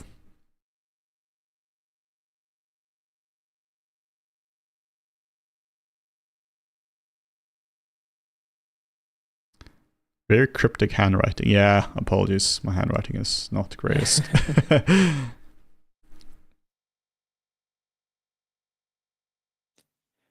Nightcrow is asking, do you think AI will impact 3D nearly as significantly as it did with illustrations? I think it's really tricky to tell. I mean, and we still don't really know what impact it has 2D wise yet. Not, fully, because the tools keep developing. And we've seen some advances with 3D. I think it's important to not underestimate, but right now it's very tricky to tell. I mean, I think in the long run, it'll probably be able to recreate most things. And I think it's one of those weird things I see from a lot of people online, is they seem to discount some of these early prototypes of what AI can do to 3D, and like yeah, we can agree that it doesn't look very good, and that's fine. But it is making progress, and it's from what we've seen with 2D illustrations, it can make really fast progress. I think it's important to keep an eye on it and see where it goes, definitely. But eventually it'll probably solve a lot of things instead of people. But yeah, I think that's in the long run, not right now. Also, the question here is, would that be good or would that be bad? Because sure, like obviously, if the first answer you might go to is, well, if it can do everything, that means you people are going to lose their jobs, and obviously that's true, right? Like people are going to lose their jobs, but then because of that, tons more studios are going to start up. Suddenly the barrier of entry to creating your own game studio or illustration studio or anything like that just became a lot less. One of the hard things about having your own company is hiring people, finding good talent and finding people you can rely on and such to do a lot of different things, even if it's like fairly technical things, like just like retopologizing things. Now it means that the cost just goes down dramatically. And what's going to happen when that happens? Like, what are the second order effects of that? Like, genuinely have no idea. Maybe just a lot more smaller studios. The world becomes more decentralized. If you want to make like a double A or triple A studio and you're working in like India, that might not be possible. But maybe that's going to be possible in a few years with a much smaller crew than you currently would have. And you don't need like international talent. You can do that with just a few people. It's really difficult to say. And then of course you have the whole legislative thing. Is there going to be like laws against the AI models that currently exist? We genuinely don't know what's going to happen. Manuel asks if we think at some point AI will create a tool that corrects anatomy, as it's a relatively technical process to focus more on creativity. That's a tricky one, right? Because I feel like that's a very complex tool because of individual variation, poses. Uh, I would assume that would be tricky to do, but heck, I mean, I don't know. Like, just look at what's happened with illustrations in the past 6 months to 12 months. It's been kind of crazy. So maybe, but I don't really know. Yeah, I'm not even sure if I understand the question, to be honest, like anatomy, because that would be like a whole character isn't just made of anatomy. You don't, if you have like a naked person, right? Like, or like there's a character like this who doesn't have clothes on, there isn't anything on this that's not anatomy. Maybe like the question is more like maybe what they mean is like dealing with like muscles in the skeleton, because like on top of that you have fascia, tenon, all the kind of stuff we just mentioned. So yeah, I don't know where would that end in terms of that. Like if you had a tool that could solve all those things, it would just kind of solve the whole model for you, and you can make iterations on that. But maybe that's gonna come. Who knows? Also, I think, Manuel, I think that might be our challenge winner. Hey, I think. amazing. I'm not sure. Maybe amazing. M Jordan on the forum. So okay.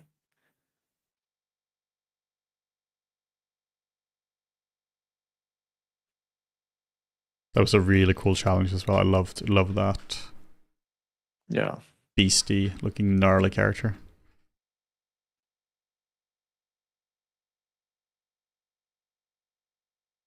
Yeah, here's one that I read a couple of years ago, that AI can't be copyrighted. Not sure if that's changed or if it's even correct, but assuming it's true, won't that be a problem for studios? Yeah. Yeah, that's a big problem for studios. Like if I was running a studio now, I would be very, very, very careful with dealing with AI tools. Like it's just a tricky thing when it's kind of like if you don't know if you can copyright your stuff or if anyone can lay claim to it, was just very difficult to do. Maybe you can produce something a lot faster, but the legal risk for that could be massive. But also, like, again, who knows what's going to happen with it in terms of that, because that's just all like law. This is one of those tools where like I barely see new technology emerge where, like in terms of like data, where the legislation could have as big of an impact on that. Because I feel like when the internet came, sure there's legislation and all that, but I feel like kind of people just kind of built a lot of different things, and you have GDPR and such, but that came a lot later. But I don't feel legislation was as big part of that. It wasn't like when the internet came. It wasn't like people in 1995 were just like email killing postal workers, right? Because their jobs are being lost. It's just a bit of a different thing now, I think, compared to what was happening. Yeah, what's happening now. Genuinely don't know what's going to happen.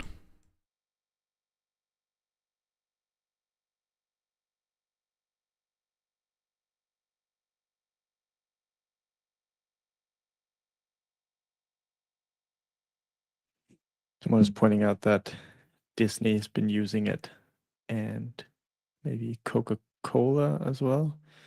I do remember because people told me about, what was it?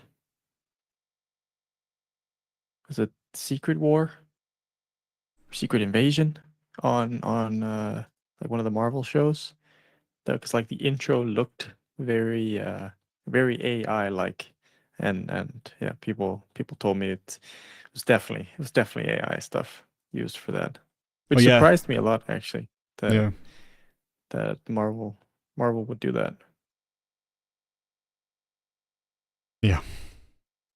Yeah, let's see what happens with this. I am not going to be able to predict anything when it comes to this. I mean, hell, ChatGPT just came out a year ago, like pretty much only been a year. Yeah, it came out. I think it was end of November.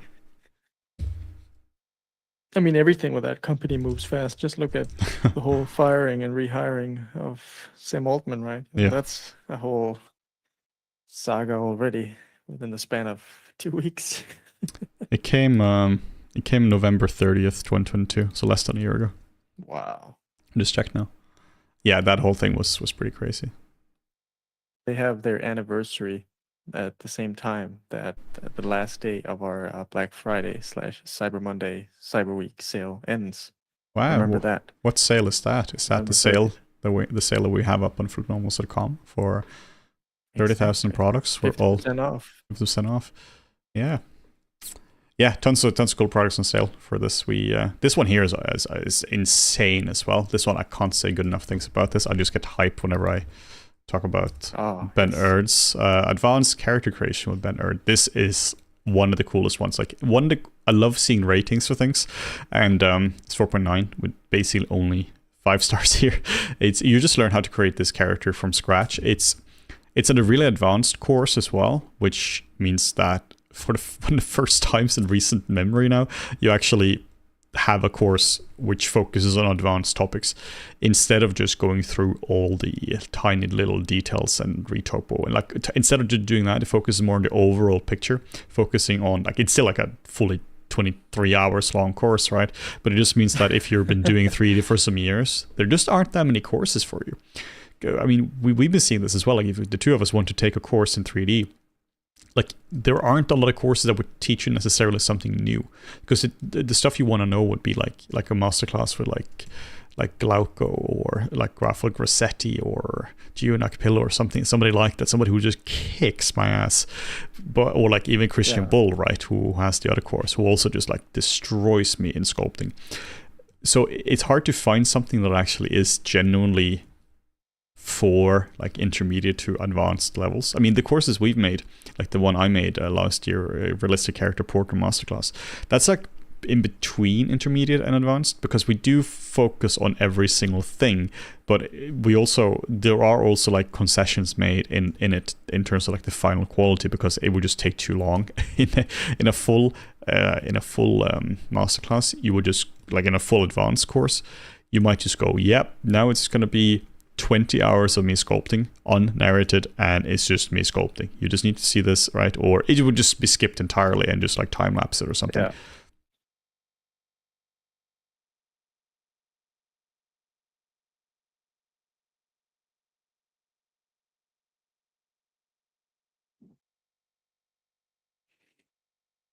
Would be really helpful to see detailed reviews as well. Yes, we totally agree. And On the old version of the platform, we did have a detailed review system as well, but it was unfortunately one of the things that we had to skip on for now in order to launch the website. And there were some other features that were a little more key. The rating system, I think, is a good in between, but we will be adding reviews back at some point. We just don't really know when that'll be right now. Yeah, it turns out development of websites like this is extremely expensive, and we want to focus on content now. So we're stopping development for time being. But yeah, we'll at some point we'll get back to that and continue to add new features to that. Are there any courses on retopology? Oh yes, there are courses on retopology. Let me bring out my. You bet. So there are tons. You can just search for retopology courses on Flickmomos. Tons of the stuff there. But I have a few ones here. So this one here I want to talk about. This is Realistic Character Portrait Masterclass, and this one here focuses on the whole character. So you learn how to do the whole thing, including the retopology. So it's basically a full course that also is just a full course on retopology. And then we have this one here. This one here is on retopology as in the full character in Maya as well. Then we have one that is Introduction to Modeling. This one is also really good. Well, you know, a little bit biased about if they're good or not. We have our finger in the soup here, if you will. So this one is pretty solid. Then we have retopology in Blender. I'm just going to show these ones here. Oh, here's a good one, just while these are loading. Do you guys have a course roadmap playlist that was recommended for character artists? If you go to our channel, there is a playlist called Character Artist Toolbox, I believe it's called. Let's see if you can find this here. Let's go to the YouTubes and /Flickmomos. So there we go. Oh, tons of new stuff to accept. Let's see if this works. So we have one here, playlists. Hey, you can see our stream. Let's see, where are you?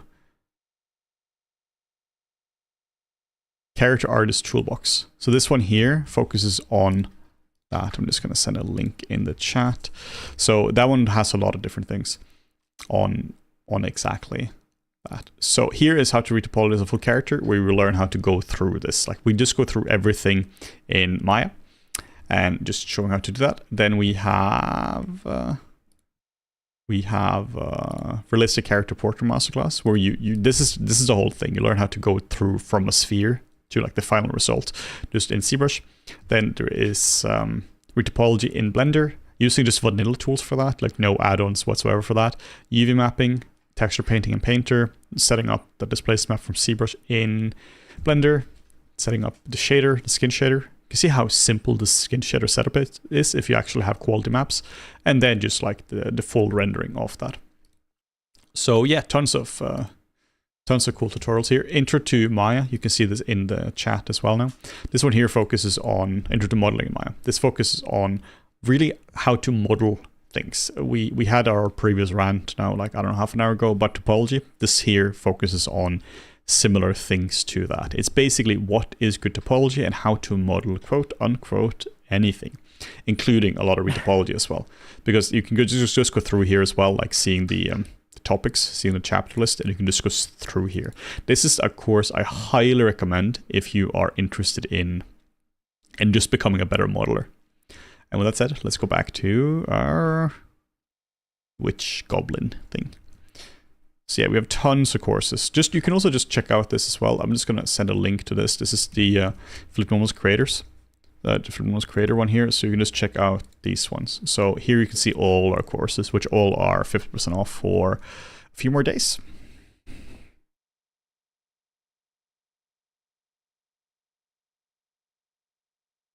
Oh, another thing that we'll be adding at some point in the future is wish lists. Hey. I know that's a highly requested feature, and it's a feature that I've promised as well, and I promised it a couple months ago that it would be coming soon, but I lied. I didn't know at the time that I lied, but apparently I did.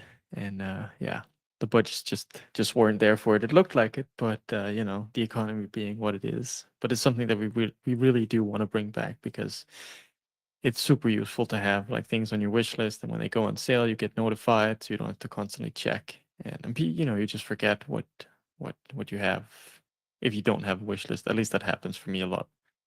It's crazy how complex it can be to add something as seemingly as simple as a wish list. Because before this, I would have been like, all right, can't they just kind of make a wish list? Like, how hard can that be? Yeah. And then you're starting to go into like production environments for development and how you have to scope it out. And yeah, it's complicated. QA on it, making Turns sure out it all it works.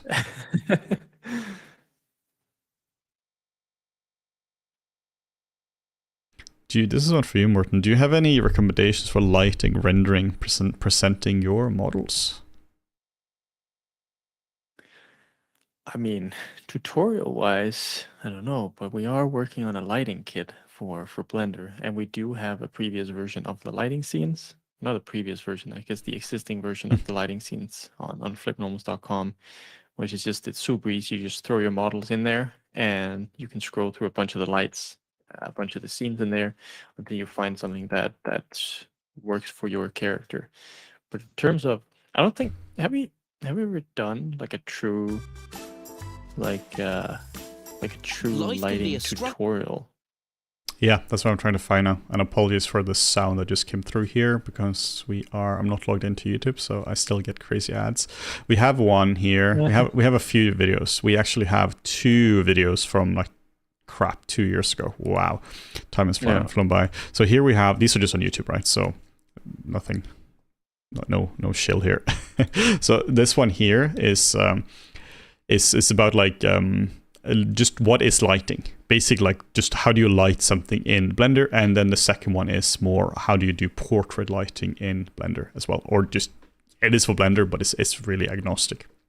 So these 2 are really good. This is about 42 minutes or something in real time of that. So that should be covering a lot of different things. Really like covering how to do like traditional lighting technique, like not just traditional CG technique, but like in the real world. You know what? You know, something that we should actually add to our library is a full, true introduction to lighting in 3D. Oh, As you that's a good know, idea. as a commercial product. I don't know why I haven't thought of that before. We should 100% do that. Maybe that's your next one. Add that to our list. Yeah, because I mean, we touch it in a lot of our tutorials as a. I wouldn't call it an afterthought, but you know, your product is done. Oh my God, yes, we should totally do that. Okay, small rant here. So when we were looking at the challenge and we were deciding the winners for the challenge, this is actually something that we want to do a video on as well.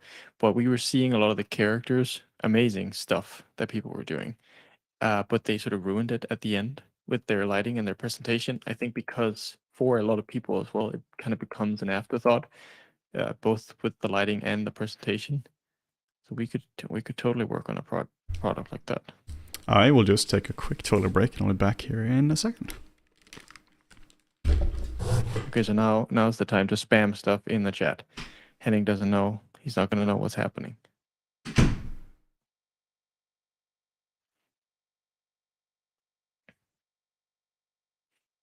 Yeah, and I think, Andrea, that's what happens with a lot of people. They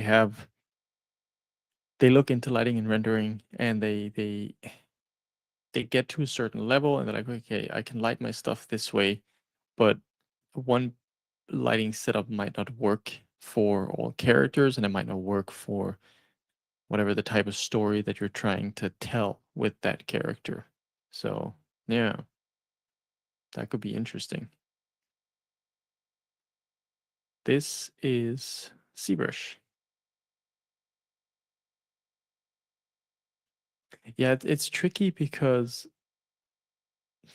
like the clay version of a character before any lighting, before any texturing, it's like it can oftentimes be really, really good.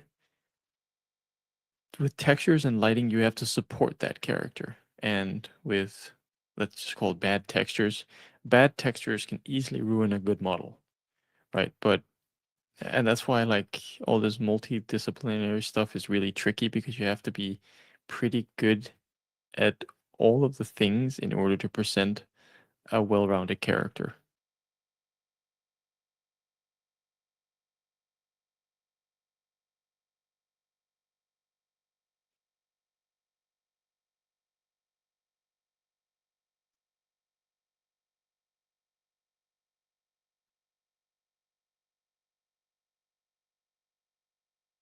could you design something like this? High detail in Blender.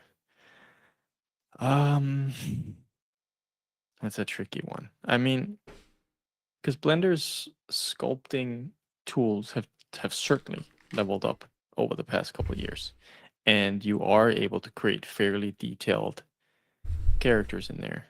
And we released the Blender VDMs, right, Henning? Yeah. We have the And face videos. yeah, the face VDMs, right? So you could that could assist you in the creation of that. It's tricky. I mean, so it's like I can't say for sure. I would love to see someone create something super highly detailed sculpting wise in Blender, just to see what are you able to actually create nowadays. I'm tempted for the next stream here to start texture painting him.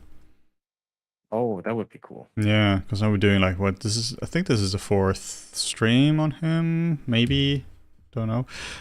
Because time is weird when you're having a Black Friday week. And okay, this is the this is the 4th one. Yeah, it is. It is. I do recommend checking out the other streams we've had, though. My God, we have had a lot of streams now in the past. I'm just looking through this now. It's just a list that keeps going. It goes. Yeah, it goes so far back that I almost had hair in the beginning. So, almost. Almost. Don't get carried away here. No, not almost. Yeah, it's a cool one. It's a fun character to do. So I might just throw him into Painter. Him or her? I still haven't decided, to be honest. It's a witch goblin thing. He could be either. Could be either. Uses magic, so it's like. That's exactly what you said. That's what magic sounds like. Yeah, that's exactly it. You should make a show with her, and you're voicing the magic. Time to magic. Time to magic. I had a question actually the other day on Twitter. Someone was asking me if I have like a traditional background in sculpting, because they thought my sculpting looked a little bit traditional, and I really don't. I really don't. I only been sculpting traditionally like a few times, and I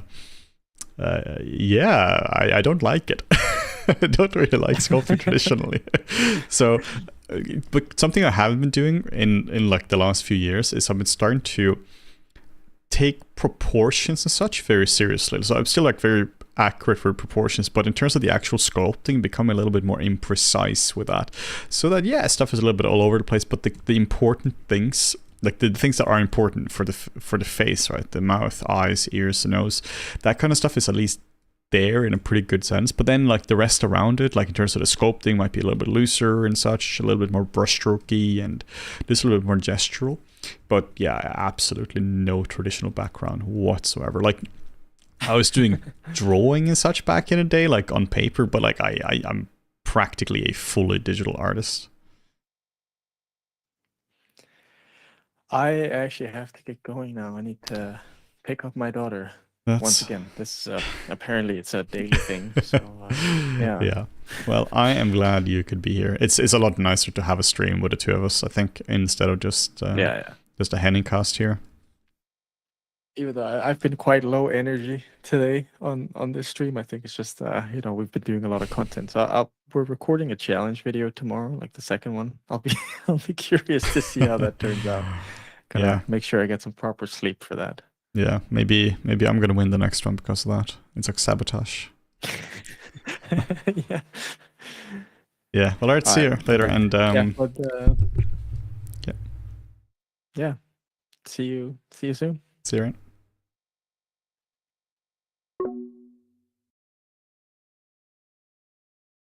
All right, well, now Morten is gone, so let's see what we do with this guy here now. Yeah, I think it would be fun to texture him. Let's see if I can actually, like, I'm just gonna try to open up a little Maya here, and then we can just see what we end up doing with him. For that, I'm first gonna have to save this character, because I don't trust Maya for a second. So I'm just gonna UV map him real quick. What is this material called? Well, I'm not sure where you can get this currently from. This is something I think I bought this like 2009 or something. It's called RS Red Chavant. I'm pretty sure the RS stands for Ralph Stumpf, something like that.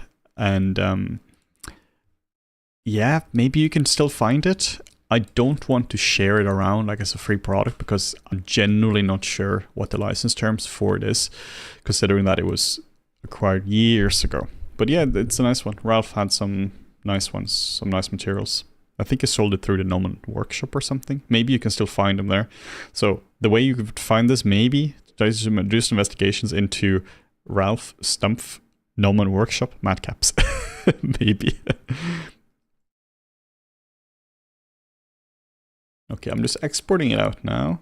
And this is going to take a little while because Maya just likes to take his time with things.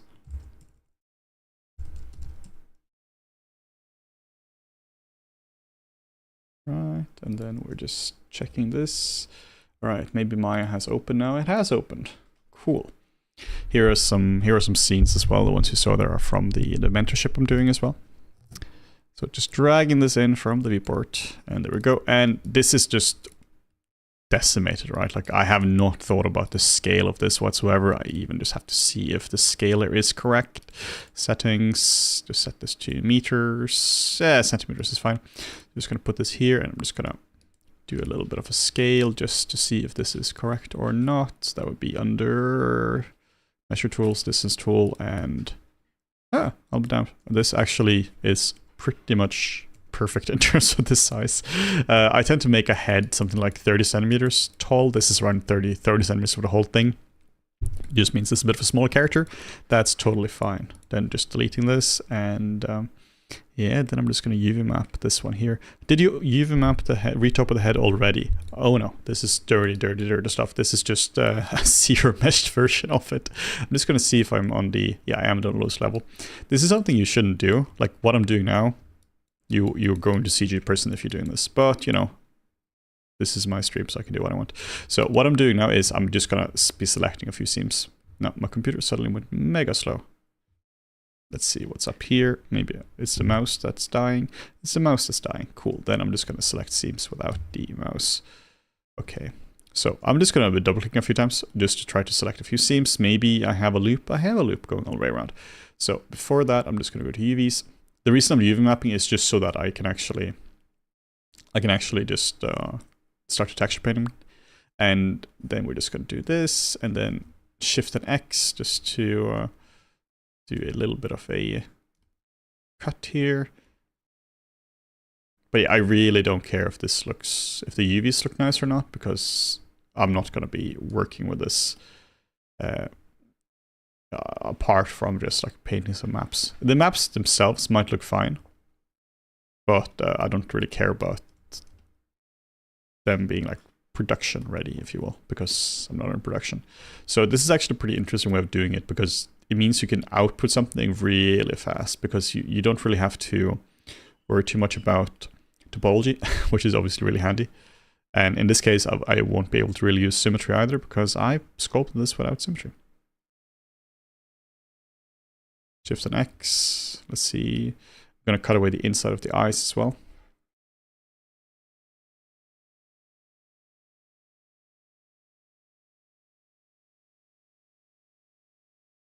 The problem with zero meshing is, of course, that there are crazy amounts of spirals everywhere. So that's one of the things we want to talk about in the other video we were talking about, the what is good topology. Because this here, is this good topology or not? Well, it, you know, kind of works. Is it beautiful? Absolutely not. It's, well, it's almost like deceptively nice, because it looks kind of okay, but then there are spirals everywhere, right? So this causes issues with UV mapping. But I'm not going to spend like an hour retopologizing this when I really don't have to. So for me, this is like perfectly adequate topology. I think this is like this works. This does the trick for what I needed to do. I'm just going to be cutting off the head as well. Let's see if there are some seams here I can use. There are. Cool.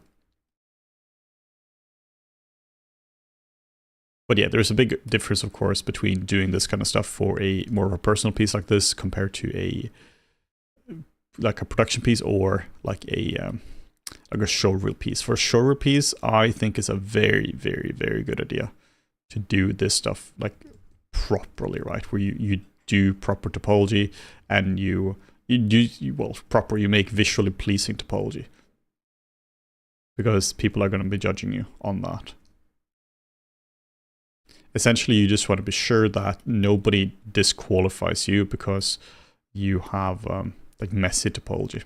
Everything is kind of against you when you're applying for jobs. So the less ammo you can give them, the better it is for like reasons for disqualifying you. But yeah, this zero mesh version here was also a bit high as well in terms of density. So that definitely makes this take longer as well. Normally you would just kind of shoot down some loops here and there. It's difficult to follow one loop as well. Just Shift and X, pretty neat hotkey.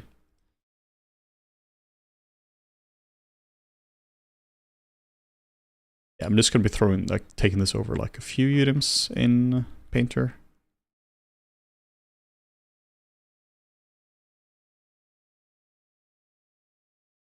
If this doesn't match, doesn't matter. I'm also just gonna be cutting away the ears as well, just to avoid the stretching there. Oh, and here we have some dodgy topology going in there. Actually, it's okay. So I'm going to be checking the chat again once I'm done with this thing here.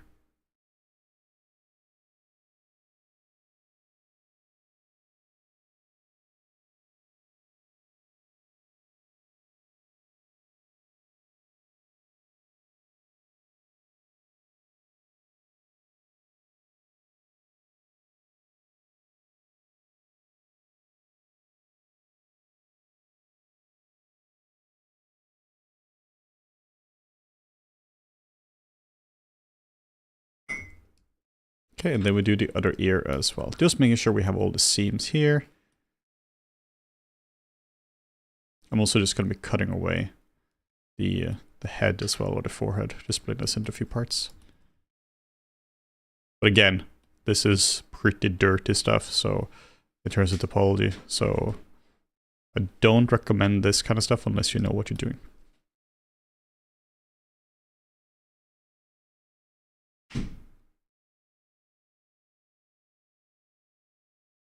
It's the thing with this kind of stuff is that if you know what you're doing, then you know the consequences for doing it, and then it's fine. As long as you know how to deal with this kind of stuff, then you can kind of do whatever you want to. You just generally need to know what problems this kind of stuff is going to cause. And I know how to deal with this kind of stuff. Like here you can see one of the issues with having like zero mesh topology. It just takes much longer to UV map this kind of stuff. Not much longer, right? You just have to spend a bit more time on it. But the time I'm spending now is definitely less than what I would be spending on retopologizing the character.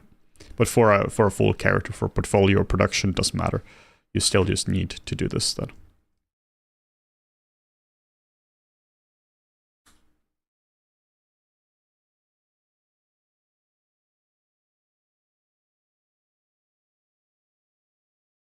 All right, so now I think I've done a rudimentary pass of this. Let's see, then we do this, and we do this, and we do boop, and we do an unfold.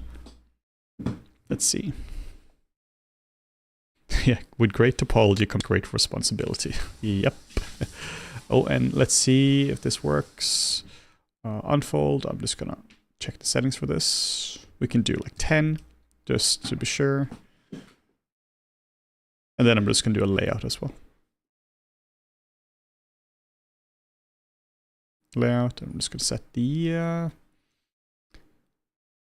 rotate shells, pre-shell rotation. We're going to set this to vertical and preserve 3D ratios and then apply. Let's see what happens with this. And then I'm going to just be applying a, just delete history as well on it. I'm just going to be applying a Lambert.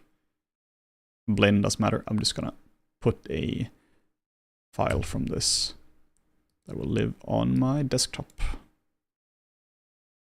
That's the only thing I have on my desktop. I just have a, a checker here.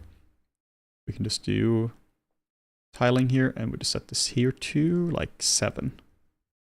And there we go. Just disable the aces thing here as well, or maybe you can just set this here to untone mapped. Let's see, this one works pretty well. So now you can just see what's going on here. There is stretching here, and that's obviously not fantastic, but who cares? I'm almost confused about the layout thing, if it should be set to horizontal or vertical. I guess I set this to a wrong one then, so that it should be set to horizontal. And then let's see what happens with this. Honestly, it doesn't really matter too much what's going on here. I can just take this and I can just rotate this around. Hold on the J key to snap, I believe it is.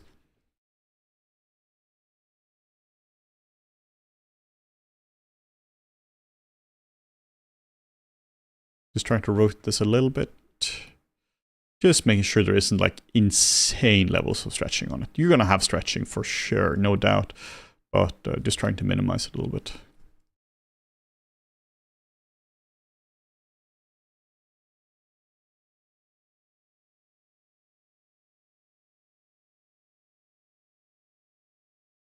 And this stuff here really doesn't have to be large, right? I'm just going to scale this down because otherwise it takes up an insane amount of texture space.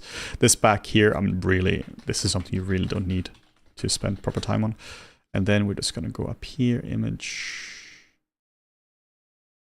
There we go. And I'm just going to scale all this up. I'm going to scale this up so that the head takes up 1 UDIM. That's going to be my texel density, basically. But as long as the texel density is consistent across the whole thing, apart from like the crappy part we just killed, that's fine. And here we just need to do a line through this as well. Just making sure it didn't go through anything else. There we go.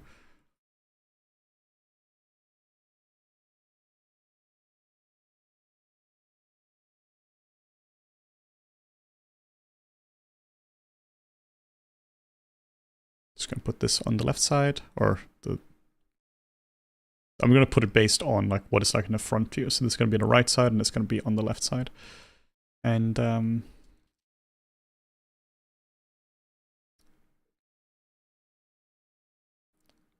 maybe I can fit these into one? No. Probably can't. No, probably can't do that. Then we just gotta, maybe we can fit this in. Sometimes you just have to scale things up and down just a tiny bit just to match things a little bit. Again, it just depends on how like correct you want to be as well. In this case, I just want to scale stuff down just a tiny bit here. Again, I'm kind of just doing stuff for myself, right? I just want to get this into Painter so I can just paint some maps on this. For this though, I do want to just, before I start scaling something, I'm just going to take all of this as well. Just to scale this down. So this is all uniform.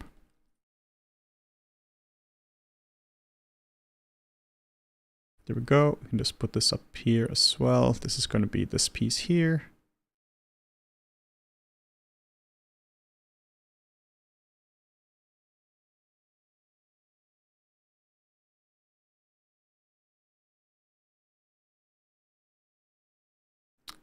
Okay, and then we have these guys here. These are just the eyes, and this here is going to be the back of it. I'm just going to put this somewhere here. Also, this is now 3D UDIMs for the whole thing. If this is 4K, that means I have a decent enough resolution on this stuff here. Just going to scale this up a tiny bit as well. Again, what I'm doing now, be careful when doing this, when you're scaling stuff locally like this.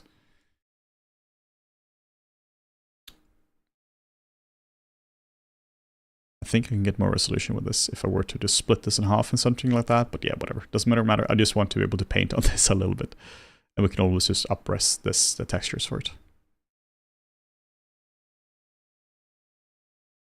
Actually, I think I want some more resolution for this.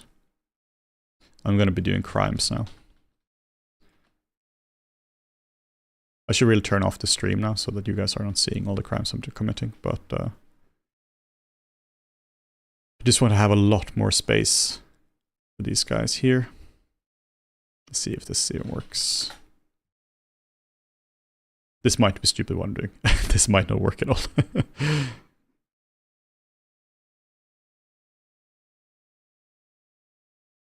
No, actually splitting in half isn't a terrible idea. It means I can get a lot more space. Yeah, I'm going to split in half like this, but then I'll have to layout them again. So I just have to redo what I just did now. That's not a problem. I just want to make sure the texture density is more consistent. Don't just split the nose. Yeah, could. Some stretching here for sure. I'm not sure if that's an issue though, because it's for painting this would be fine. For like tileables this would not be fine. But yeah, it is what it is. So I'm just gonna be scaling this up so that I have more resolution on this. Actually, to hell with that, I'm just gonna keep it the way it was. Just keeping this simple. With this 3 items, I'm just thinking about the performance of the stream as well. So yeah, this will be fine. Alright, cool. Just gonna scale this up a tiny amount.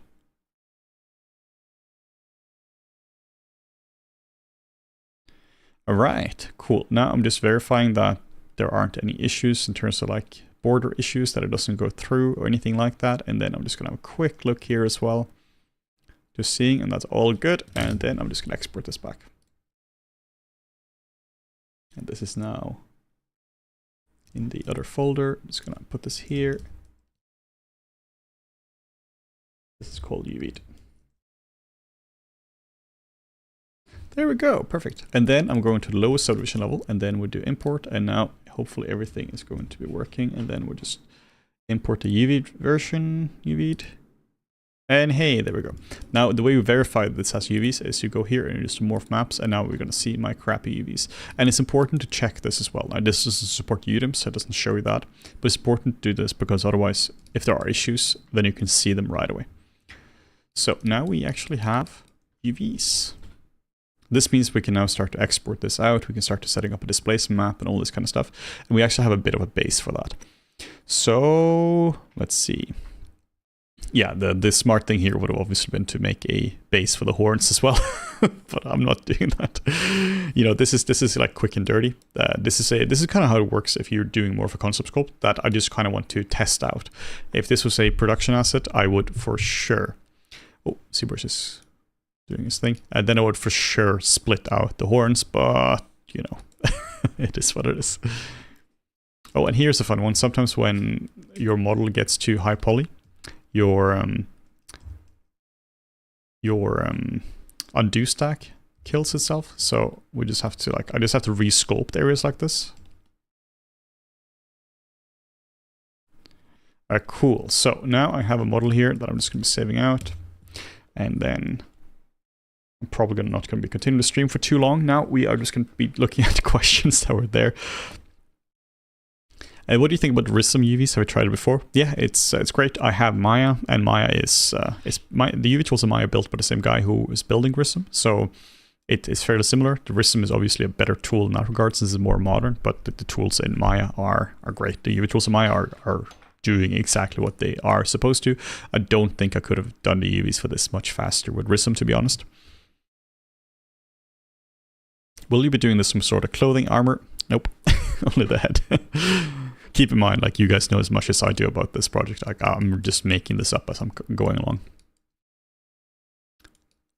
I could actually start to set up a render scene for this as well. I'm just gonna not save this because why would I? So I'm just gonna export this out from... I'm just gonna export at the lowest level, which I guess was exactly what I just had there, but just to be clear, this is UV'd. Okay, so now I'm just importing in the model, the lowest level, into Maya. So let's see here. There we go. I'm just going to be assigning a material for this. This is going to be just a standard surface. And it's going to be called skin. Skin underscore shader.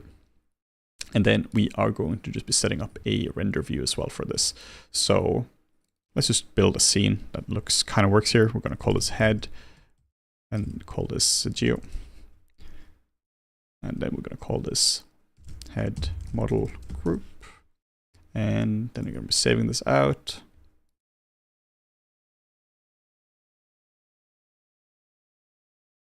And before I do anything, I will have to set my project. So you always have to just set your project, otherwise your projects are not going to work correctly. So just setting my project.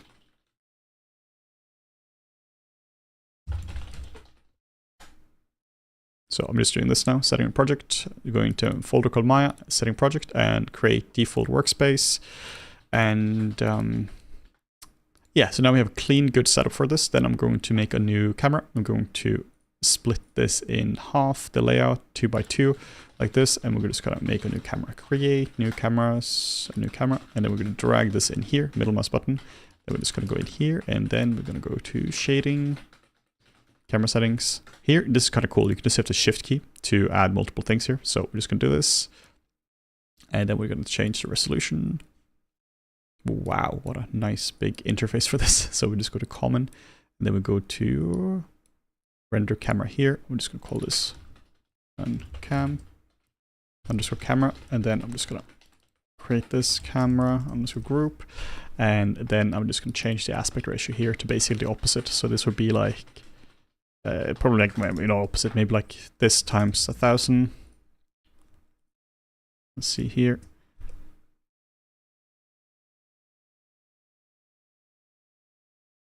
Camera settings.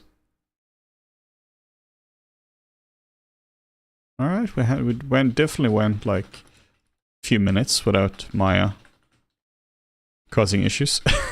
So, all right, let's see if Maya wants to work now or not. Perspective. All right, let's see what we can do about this.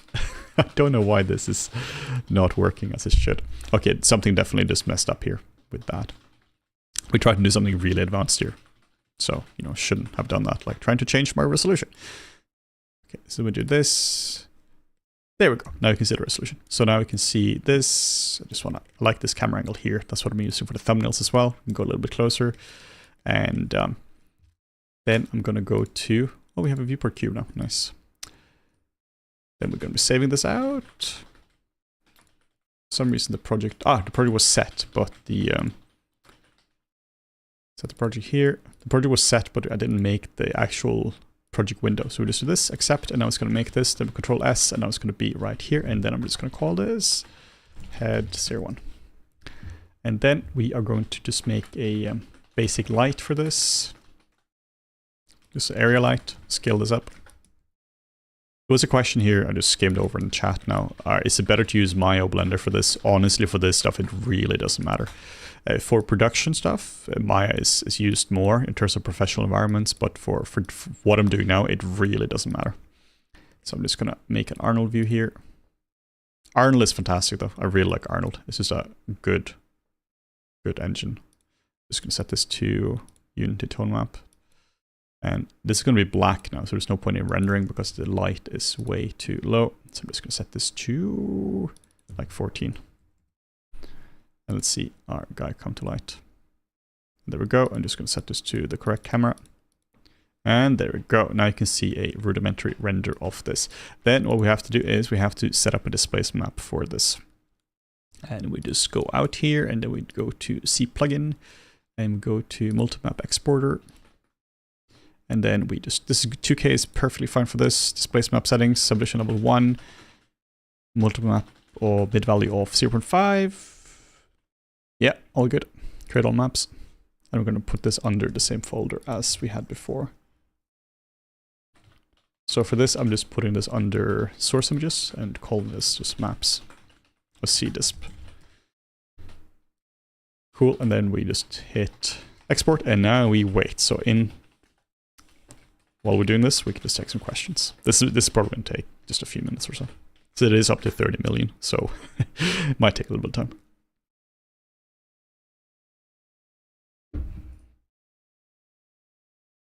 There's a question from Ramona here. Could you tell how Introduction to Anatomy course differs from Anatomy to Sculptors course?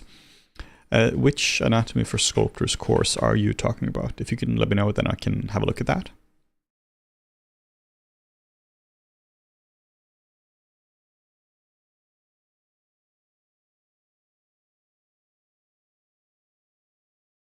Oh, maybe you're talking about, for Mona's question here, talking about Introduction to Anatomy. Yeah, so we have two courses. We have Intro to Anatomy, and then we have Anatomy for Sculptors is a book, so maybe you're confusing with that. We have Intro to Anatomy, and we have Introduction to Sculpting. So both, they complement each other really well. When I was making the, hey, here we go. When I was making the Intro to Sculpting course, That was made because people just needed a sculpting course. People just really needed to just figure out where to start sculpting. But a big problem was that you just need to know anatomy. So when you need to know anatomy, where do you go? And that was always an issue. There was no resource I could point people to just to learn anatomy. It was either insanely expensive courses, live classes, or go to Florence and find an academy there. Not really doable. So we made an anatomy course as well, so the two complement each other really well. The way I see it is Intro to Sculpting is the first one you take, and Intro to Anatomy is the one you take in afterwards, or you can take it in parallel, but Intro to Anatomy relies on you knowing how to sculpt, while Intro to Sculpting is a whole different one. So yeah, that would be what I would have to say about that. You also have Intro to CVERS as well, which also covers that. So let me just show you these courses real quick here. So here we have a YouTube channel. So Intro to Anatomy, I think we had here somewhere. Introduction to Modeling in Maya, Intro to Anatomy. And under here should be Intro to Sculpting as well. There we go, Intro to Sculpting. So these two courses complement each other really well. So this here is just anatomy. It's not really a sculpting course per se. We do sculpt at the end, but that's almost a bonus. It's more just knowing about the anatomy. And it's not a CVERS course. It's just about knowing the anatomy. This muscle goes from the hair to here. And then we have Intro to Sculpting. This one here doesn't rely on any prerequisites. This is more like, well, you need to know just the interface of ZBrush, but that's very simple to learn. And this covers, of course, I have to do this from a sphere as well, but it also just covers a lot of concepts, like how do you approach anatomy? How do you do stretching the form? What is gesture? What is local gesture? Feedbacking students work on it as well. And just like sculpting over something like this, just giving an understanding of it, what is high frequency. So they complement each other really well. And I'm just going to throw you this one here. Yeah, so you're saying I got Intro to Sculpting last year. Well, if you enjoy that, then Intro to Anatomy is the same thing, just a lot more advanced, or more focused on anatomy. So the two complement each other really well. There isn't a lot of overlap between the two courses. So in Maya now, I'm just going to be setting up a displacement map. I could, of course, be setting up a vector displacement map. We do have a tutorial on that as well, on how to set that up. A vector disp is going to be a little bit more accurate, but honestly, this here is going to be perfectly accurate as well. We set up the UV column to UDIM. We set this to raw, and just disable quadratic. And since I'm a bit of a nerd, I'm going to be renaming this. So this is cdisp file. Just so you hear, I sometimes rename this kind of stuff as well, like just so every node is just renamed correctly. It just means if you're looking in a hypershade, it's just so much cleaner. And then this is only half the battle, because we have to go under the shape Arnold. This is kind of stuff you just becomes a bit intuitive after a while, because you just have to do this a lot. Set this to Cat Clark, set this to like 3, and then displacement attribute, set this to 0.5. I'm not going to explain what I'm doing now, because we have tons of tutorials on that as well. And then we refresh the scene, and then we hit play, and now we should see a beautiful displacement map. And we are. Hey, so this is working.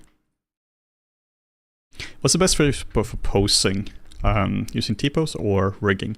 It really depends. T-pose is really good for just quickly getting in a pose, but it's obviously terrible for like, it's destructive, right? So it just depends. I use both. And then I'm just gonna rename this as well. Call this light LHT group.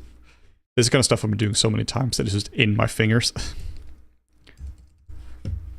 Key light underscore LHT. The reason I'm doing like underscore light and also cam as a group is so that I can very quickly go up here, for instance, and I can just select everything. So if you want to select my name, I can do an asterisk, and I can do like GRP, and all groups are going to be selected, or I can do an asterisk, and I can do geo, and all geo is going to be selected. So it's a very, very quick way of using just a tiny bit of mel just to select something here. So this stuff here just gets very clean. Saving this. And then I'm going to be just making an HDRI. HDRIs are really important to use to get natural lighting. We're just going to do a sky dome light. This is a million times easier than doing this Blender as well. I don't think anyone could realistically really figure out how to set up an HDRI in Blender without a tutorial. But here, super easy. We just add a file node to the light. Just have to find our HDRI, which I'll do a little off camera here.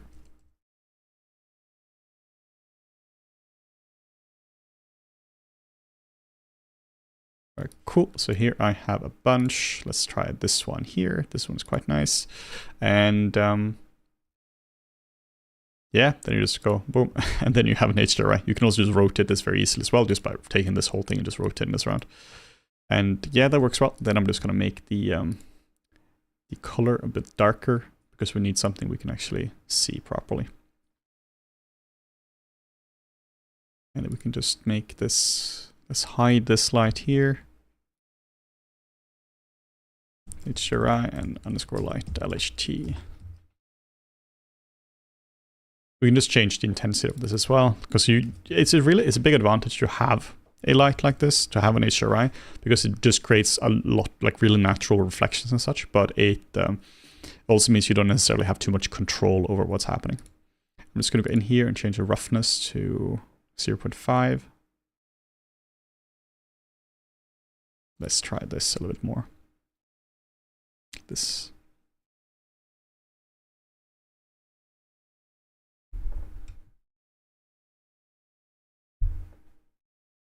Are you using GPU or CPU for Arnold? Have you had a lot of crashes with GPU before? Yeah, GPU and Arnold kind of sucks. It's not great, to be honest. GPU and Arnold is just not fantastic. So I'm using CPU at the moment. So now you can see that we have the key light here, and we have the HDRI as well. And this is using displacement maps. So this is looking quite decent at the moment. Just trying to get something in here. And then I'm just trying to get in a light as well. We can call this rim light.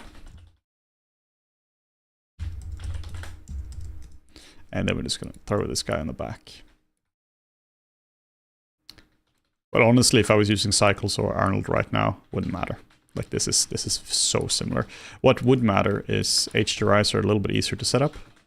And I prefer Arnold, just as an engine itself. I have a bit more control with that.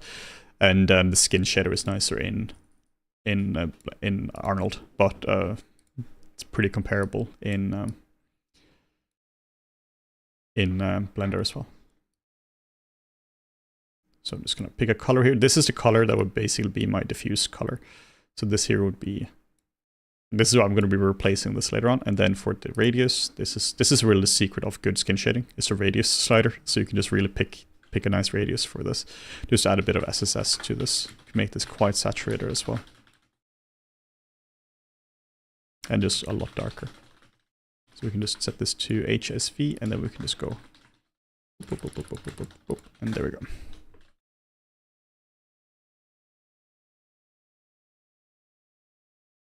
When it comes to hardware, I'm not a hardware guy. Like, what CPU and GPU do you recommend for this? Like, honestly, whatever is in your budget. I know that that's probably the primary concern when it comes to GPUs and CPUs.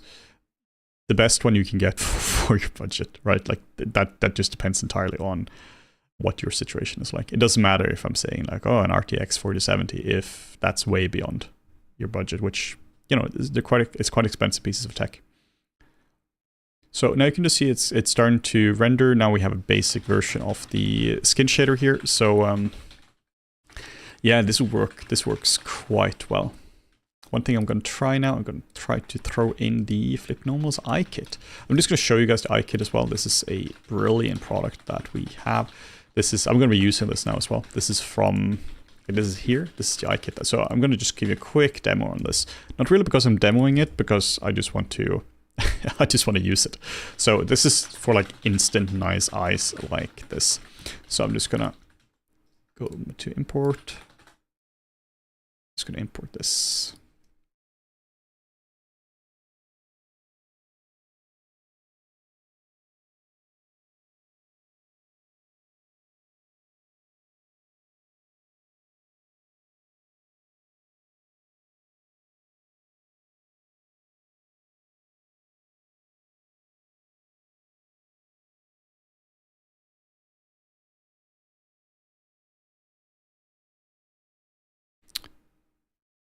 I got the eye kit a few months back and really recommend. Thank you very much. For me, it's a game changer when it comes to creating eyes, creating characters, because it just looks so much nicer right away. The only thing is I might have to just link the textures for this front view, and I'm just going to drag this up here like so.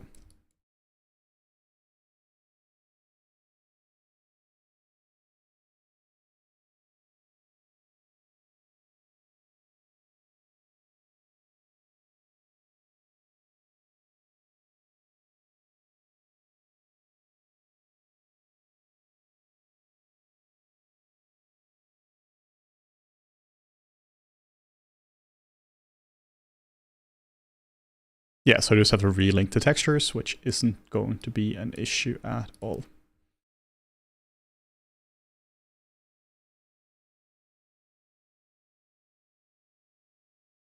See here, generate editors, file path editor.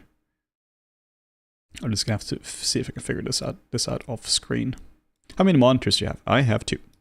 I'm being kind of dumb about it because I'm using a like a display tablet as my second monitor, which obviously isn't recommended.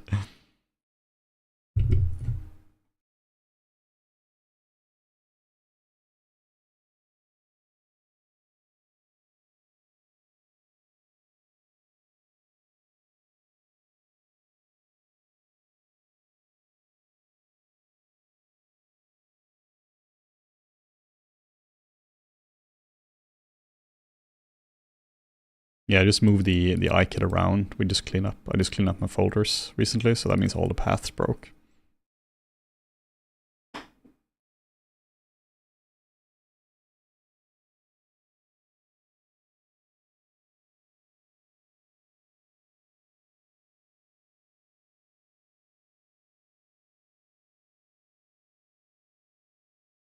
Let's see how this goes now.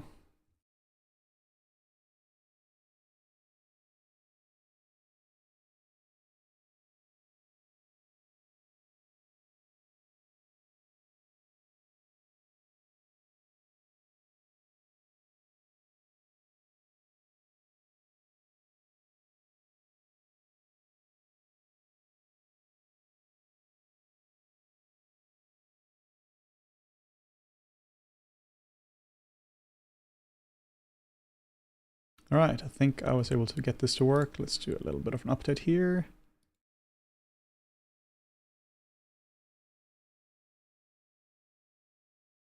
Hey, can you show me how you apply all the textures in the eye? Yeah, so what I was doing now was I just found them here. This is under Windows, General Editors, and File Path Editor.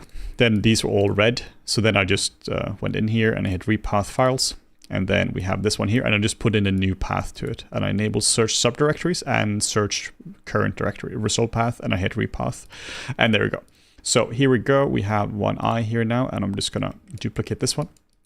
In order to duplicate this one, like with input connections, I'm just gonna go to edit, and then special, and then just making sure it's all reset. And then we're gonna do input, and duplicate input graph as well. So now we have this, and then we're gonna just get this guy here, and we can just move this over like so.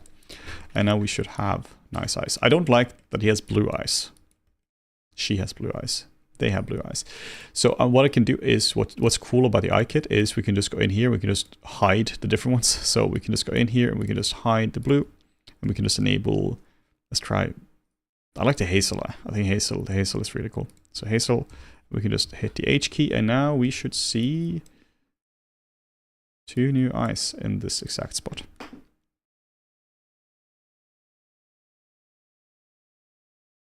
Hey, there we go. Now you can see that we have 2 really nice eyes for this area. So this is the iKit. It's so fast to just like quickly just block this in. You can also like make one, maybe this one here, you want this to be hazel and you want the other one to be like gray. You can very easily do that as well. So we can just hiding the groups as well.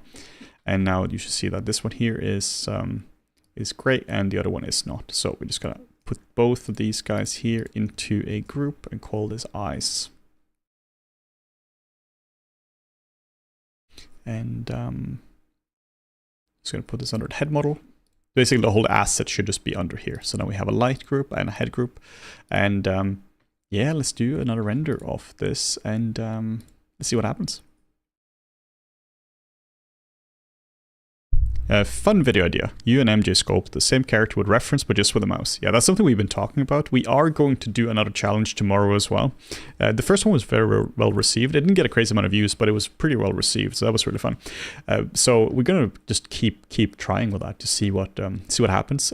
Tomorrow we don't know what the theme is going to be like. We're gonna get a link by Morten's wife right as we are about to start, and we've been told it's going to be painful. We've been told it's going to, she was like, we talked some hours ago, she was saying that I wasn't sure if I was going to do this or not. It was so difficult, but it's going to be fun. So I think the 2 of us are just going to be tortured in about 18 hours or so. So let's see how that goes. So now I have a pretty decent lookup setup for this. This is not perfect, but we have a model with displace map, we have some material set up, we have some lights, and this is how I keep working on a character. I keep like iterating on it. For instance, here on the back, where I'm currently hovering over, you can see that there are brush strokes. Or can you see that there are brush strokes? You can see it if there isn't skin on top. But with the skin on top of this, maybe you can't even see this at all. Maybe you can. I currently can't really see it, so this is not really going to be a crazy issue. Here you can see though that there is an issue with the ears here. This means that this area is too thin. Most likely there is an issue here where if you were to look at this, that there is some intersection happening here, or at least it's way too thin. And you shouldn't fix this kind of stuff in shading. You should fix this stuff in yeah, here you can see there's an actual issue. You should fix this kind of stuff in modeling, because otherwise you're just trying to fix a broken symptom. And now I can just start to do some simple maps in Painter, import them in, re-render, do some more maps, re-import and such. So this is just a good way to do it. In terms of the settings for this, I just go under Arnold Render, and then I just set the SSS to something a lot higher than this. The specific settings will vary, but I just keep upping this up higher and higher and higher. It's also a good idea to enable the different AOVs as well, like SSS as well. Here we're going to have a subsurface, just so you can really start to troubleshoot things, because currently you don't really know what's going on in terms of noise levels. So having a like reflection, for instance, is a very good idea. Let's see here, there would be specular, because currently you don't know what's up. So now we can see here, we can see, oh, this is all spec, this is all SSS, this is all spec, and now you can see what the noise is, for instance. So now you can go in here and you can see that, oh, actually specular noise isn't really an issue. And you can also just see the levels as well of it. You can see the, like if this is too rough or not rough enough. And we can see here that most likely, yeah, we just need a lot more. We just need a lot more samples in the SSS, because that's by far the noisiest thing. That's of course going to take longer to do as well, but that's just life. If you're gonna be dealing with characters like this, and you have a lot of SSS, that's just how it is.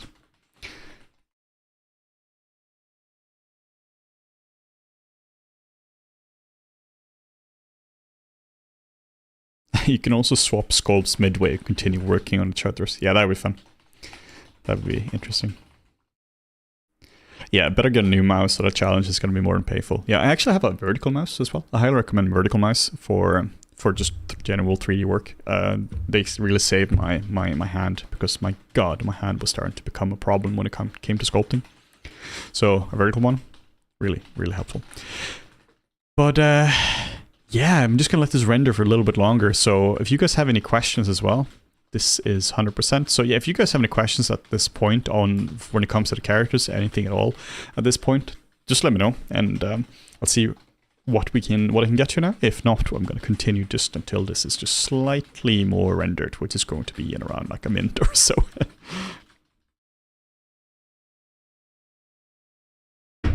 Then in the next stream, which is not going to be tomorrow, but maybe Wednesday, then maybe so we have maybe like 2 more days of streaming, I'm going to start texturing this character. Get a game with a vertical mouse. Yeah, kinda. You don't have as much control as you do with a regular one. I had a proper gaming mouse before, like a very simple one, but like very responsive, a wired one, and that was definitely better. Had to give that to my dad because my arm was really, really starting to hurt. So a vertical mouse took me like a few days to get used to. But it's like properly saved my arm, because like when you're using a regular mouse, your hand is like this, so there is a lot of tension in your arm. But now it's not, so the muscles are just much more relaxed. But alright, cool. That's it for today's stream. It's been a real pleasure. It's been tons of fun. So we'll do this again, probably 1 or 2 more streams, and then we're gonna be signing off for some time when Morten and I are resting and recuperating from all this work. It's tons of fun, and just before I leave, just be sure to check out the Cyber Monday or Cyber Day sales where we're currently having, where we have 50% off on all our Flip Moments exclusives and crap ton of other awesome sales by our incredible creators on flip normals. So yeah, check out some of the products you've been eyeing. This is the best sale we're gonna be having all year. So yeah, we'll see you guys soon.